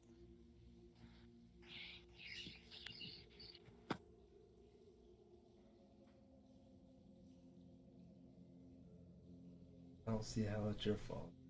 People were on this mission probably long before you. Yeah, but I mean, if it wasn't for me, they wouldn't have even known any of this was here. Tortage never would have been a target. It could have taken them years to find it, if they ever found it at all. Based off how they flaunt their knowledge, it sounds like they knew where it was. They just didn't know where all the keys were. They just hadn't executed the plan of getting all the keys yet. Maybe. Thanks. And I know I've kind of just spent the last few years thanking you, but thanks for saving me. You know, whenever we first ran into each other. You know, you didn't know me. I know now that there was nothing else you would have done, but I still appreciate it. I was just some little greenhorn graduate in over her head on the case of the century, and if it wasn't for you, I probably would have been buried in it.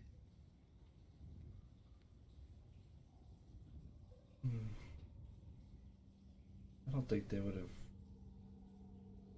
They didn't seem like the type to kill you, but glad I was there to help. Yeah.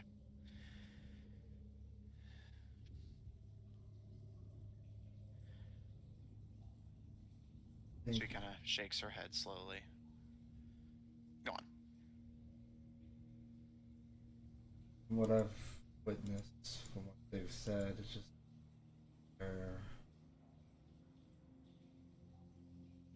they do this with purpose, but purpose odd. Yeah.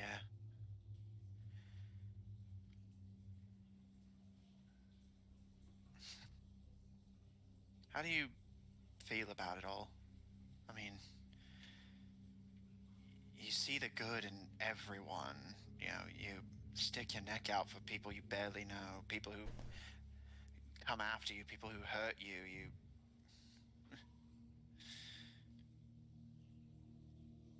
Are you like, I don't know, okay?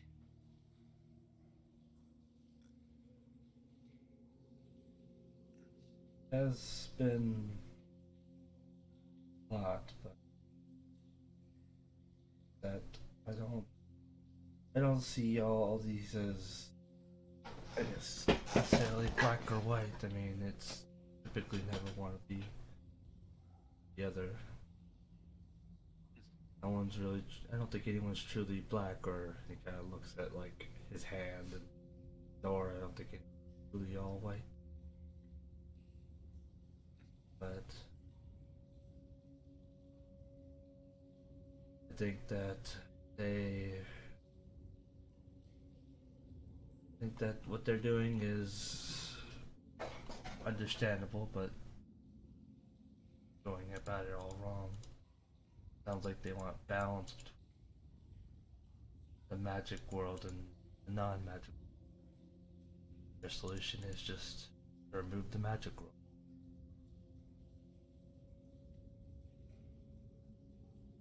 It can't really be balanced if there's nothing to balance it with.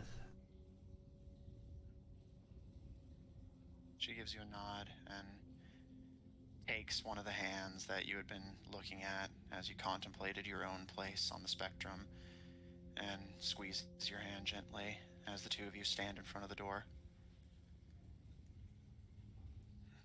Yeah.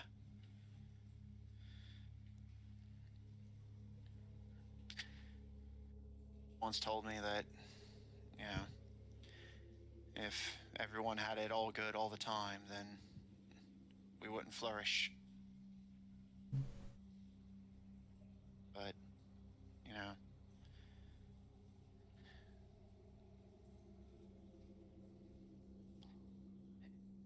For what it's worth, I think you're a pretty clear-cut guy. You don't overthink, you don't second guess, you just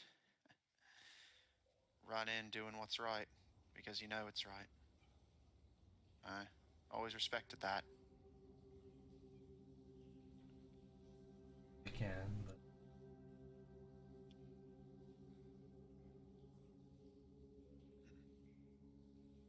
Maybe not, but I can think of a lot of people who really appreciate you. I know I do. She reaches up and gives you a little kiss on the cheek.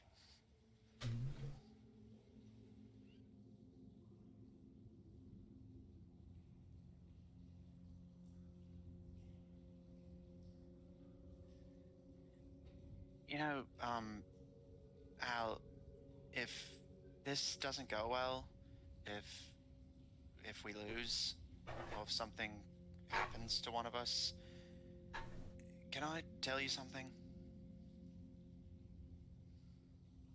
sure, you can tell me whatever. She bites her lip and considers for a moment, but as she goes to answer at this point, Asari, you arrive with the professor.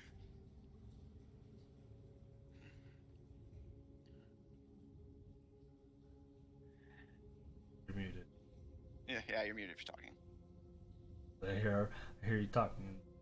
Just Oh. I said, well, hello, you two look chummy. What's up? She kind of jolts a little bit and kind of shakes her head.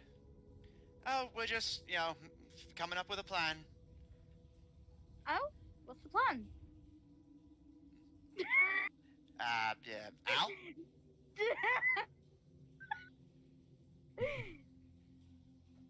Sorry, looks at you very expectantly.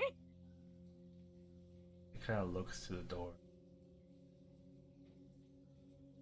Surprisingly, they're not here, so Yeah, I'm a bit surprised myself, honestly. they did somehow take the long way. This wasn't Maybe they took the long way. that, or they have other preparing.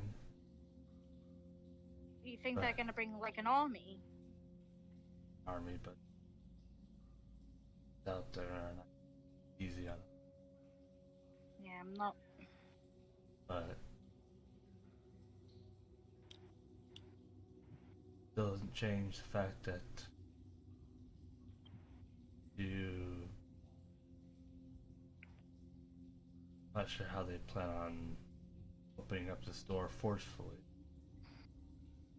Just Well, I say, mean, blow it up. they said something about blowing it up. Have you guys seen any, explosives? Any dynamite or anything? Not that we can find, but this place is huge. Even by torchlight, we can't see the full extent of it. If they did plant the bombs already, they could be anywhere. I don't think that they necessarily need planted. I think they, well, actually, I'm not sure anymore. But I assume they have they have ways of just blowing it up manual or just with. I mean, they are called the Boomer Gangers, so I mean, I imagine they get the boom from somewhere. Oh God, does that one themselves that? I mean, it was a bit obvious, right? I just never thought about it. It was a bit obvious, love.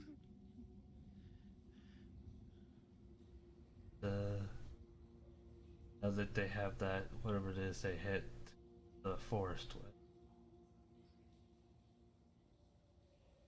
I'm inclined to think that if they don't have such a machine already, it's only a matter of time before they build one. You think somebody's gonna build such a thing? Well, like a catapult. I think we have something far more to worry about than a catapult. I've noticed something from all the things I've seen and the things you've told me about in your travels,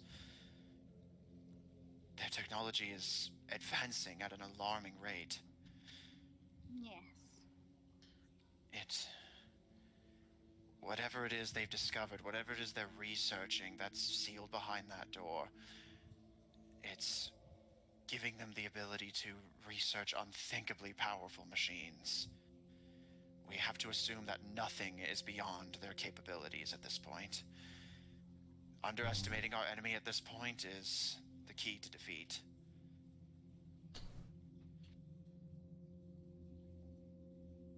Well, I mean, we all know how well the mechanics are. I mean, they made a whole, computer that, ended up falling in love. I will admit I'm fascinated by the ramifications of that, but for now, we need to focus. Now, we have 2 keys left, and they need those 2 keys to finalize their mission. Yes. So, do you know where Kotogwal and Blue Moon are? No, but we know that some of our other allies are headed to Ostiliant, and we left word when we were there, so we're hoping that they just, maybe traveled with everyone else. Well, then I hate to say it, but I think our only option at this point may be to wait. But Yeah, unfortunately. we may be in luck. As long as we stand guard over this doorway, they can't get any plotting by us. And I'm inclined to believe that they just might be, well, I don't want to go so far as to say being reasonable, but they're playing this smart. They know that fighting their way past us, if nothing else, is going to result in unnecessary bloodshed on their side more than ours. And even if they win, the damage would be incalculable. Sorry, you said that when he was talking with you, that he spoke at length about preparations he had made to avoid any mage ever being able to cast a spell on him. Yes. That does not sound like the words of a man willing to die for his cause. So, I'm inclined to believe that he's going to do anything he can to minimize the risk to himself. I believe that.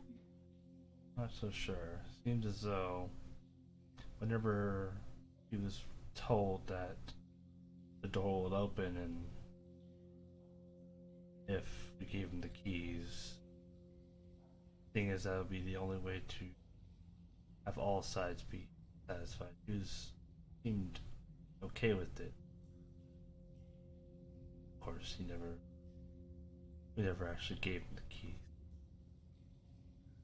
He kind of strokes his chin in thought.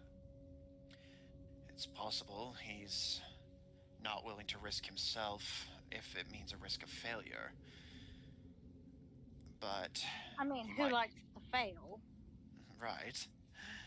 It's possible that he's going to play this safe until he feels he either has no choice or until he is actively forced. I think if we stand guard over the door and wait, well, I can see there are 2 possible outcomes, or at least likely ones. Either our allies will rejoin us, and we can decide on what happens next together, or... Yeah, like, reconverge, yeah. Or they'll find our allies and catch them halfway. But at that point, we'll be relying on any sense of mercy they may have. If they have any to begin with. Indeed. I don't like it, but I don't wise for us to be gallivanting all over the sea trying to find them before they find. We may end up just passing each other by and wasting precious time, not to mention leaving the door unguarded. Right, that's why we left word when we were in the woods. Then, The Sherwoods, yeah, that's it. then Sorry, I'm a bit tired. That ship really drains my energy. I hope you know, when this is all over, I intend to study that ship thoroughly, but... Oh, you are welcome to it. You know, actually, if it's all right with you, I'd like to join you on that, because it is fascinating. Oh god, we could publish a paper! Oh my god, the three of us, let's do it! I suppose I have one more big discovery in me after this. But, first things first. If I may make a proposal, I suggest that here and guard the door. At the very least, they won't be sneaking past us. And until then, I think we have no choice but to wait.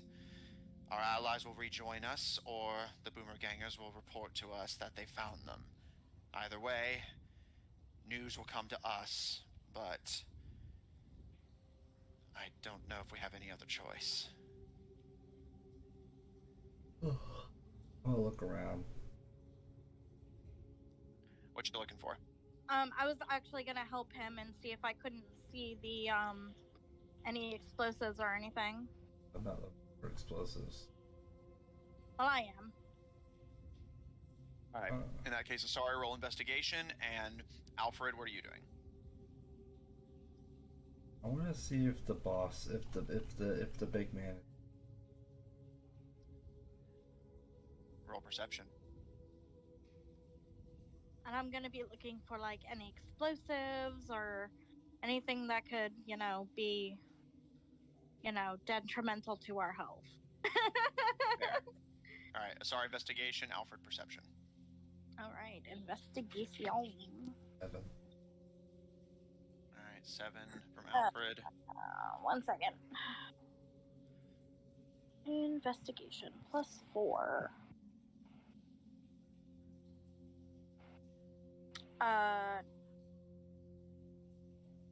14.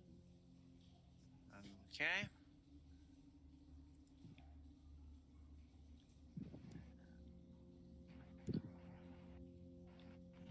Sorry, are you, Alfred, would you be willing to, either strike a new torch, or, sorry, would you be willing to strike one for yourself?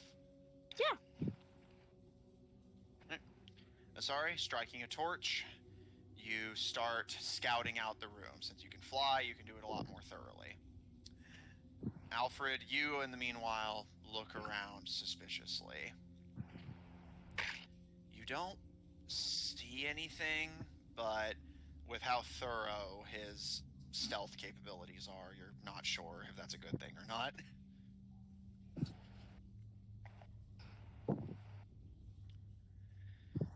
You have no idea if he's here, but you definitely know you don't see him. Do I see any And- explosives? Yeah, I was gonna say, sorry. Flying around, you check the walls, the surrounding pillars, even the ceiling. No. No visible explosives of any kind. No foreign objects that seem out of place.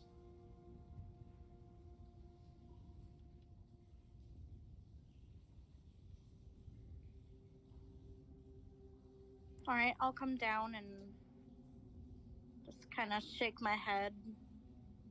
I don't see anything. But, you know. I guess we just have to hope that they don't just drop a bomb on Tortage and call it a day. Oh my gods. Well then,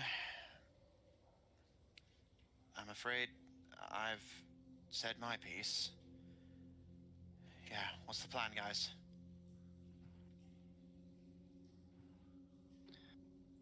Well, I think we just wait.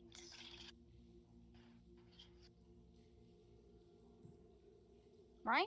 I mean, there's nothing else that we can do at this point. We either wait for our friends to show up or them to show up and just kind of, you know. Yeah, either our friends show up or our friends show up. Who needs friends when you have enemies like that, huh? Yeah. What do you think, Al?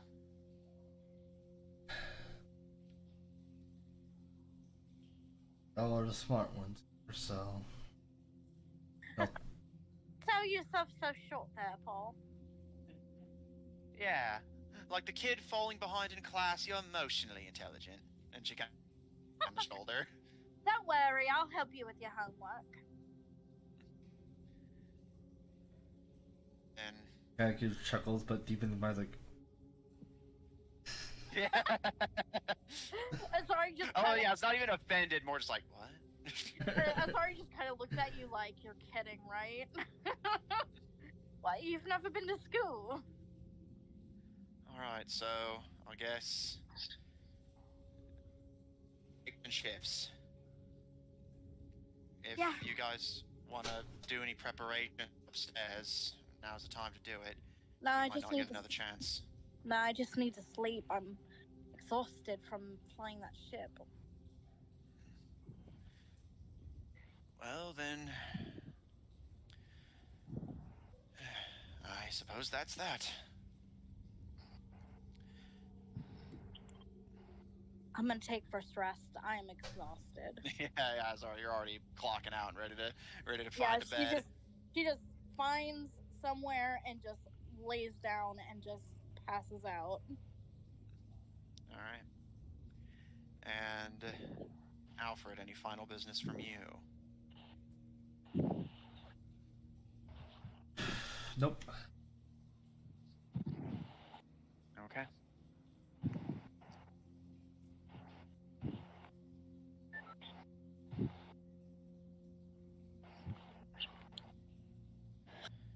Just had to make a quick note. Okay. Oh. That's comforting. Thank you. Always.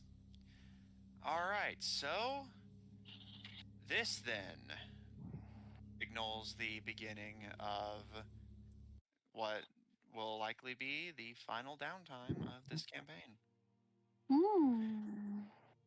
Now, I've already gotten word from Greylog about what they want to do. Asari, if you are willing to part with some gold, he can forge you both rings of protection. Sure. Yeah, sure. I mean, I'm gonna need it. My AC is not that great. I was like, do I have any attuned items? 0. I have no attuned items with this. Oh yeah, all the magic items you guys kind of fucking lost. All right.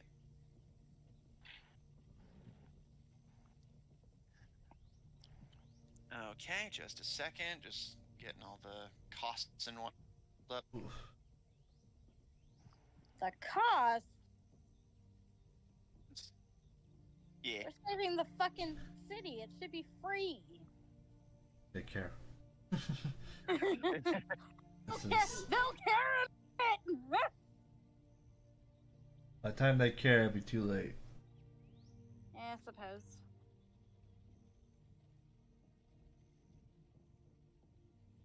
Okay. All right.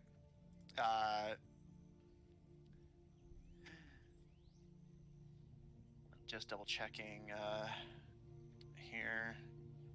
Alfred, do you want to try and get one as well? He basically had said like he'll work with whatever you guys want to work with. So do you want to get a ring as well, or? I mean, yeah, I wanted a ring. I was saying, No, like, Alfred. Oh, if okay. Alfred wants a ring, which, I mean, he won't decline it. He's got no way to pay for it, so. I'll pay for it. Then, yeah, I was gonna say sorry if you don't mind paying. No, I'll pay for it. 15,000 for this is an item. It's just not on Just like D&D all Beyond. So I'll together? have... What's that? All together?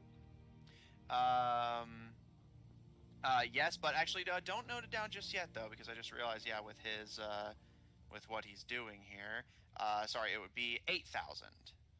Okay. I can just pay for the whole thing. All right. Then knock off 8,000 gold. This is an item. I'll just have to add it to D&D Beyond because it's not in the digital editions. You both will receive a +2 ring of protection. All right. So can great. you put? Is it not a D&D? Yeah, like I said, that's it's what not on he D. It is an item. It's just not on D&D Beyond. So I'll make it. What is my? I'll make it and then put it in your inventory before the next session. But just basically, you'll both get one. Okay. Your food and accommodations are already attended to thanks to Greylog's Inn. So, with that said, Alfred and Asari, how would you like to spend the final bit of downtime before the final battle begins? The only thing that I want to do is attune to the ring. Okay. Alfred, anything from you?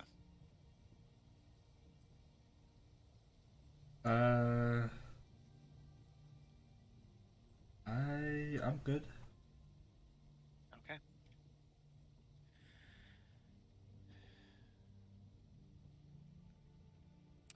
Then, I know it's a little bit early, but basically, like, going any further would make it kind of clumsy.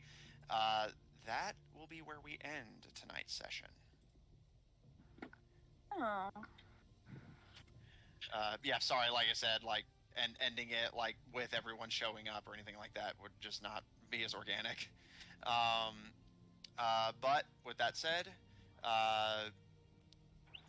the final downtime will be coming to an end. You guys get your final chapter inspiration use. So you both get a tick of inspiration. Sweet.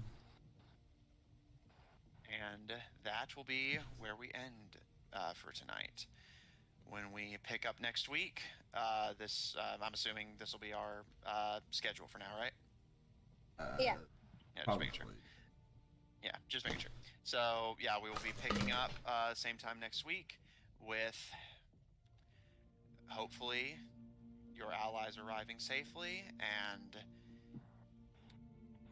your final preparations before, with all the keys accounted for, the Boomer Gangers likely intending to make their play soon.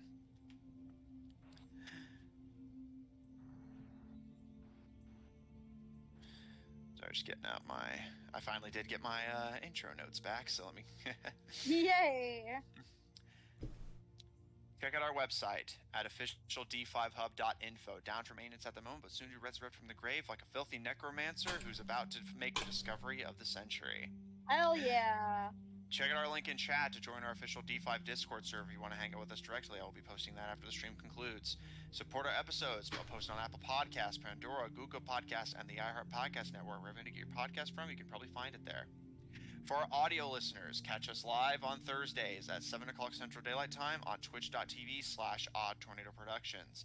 Check out Odd Tornado Productions official on Tumblr to find links to our other works, including our Paladins Twitch channel at twitch.tv/AustinFreak123. And if you enjoy what we do, please support us on Patreon. That link will be posted as well.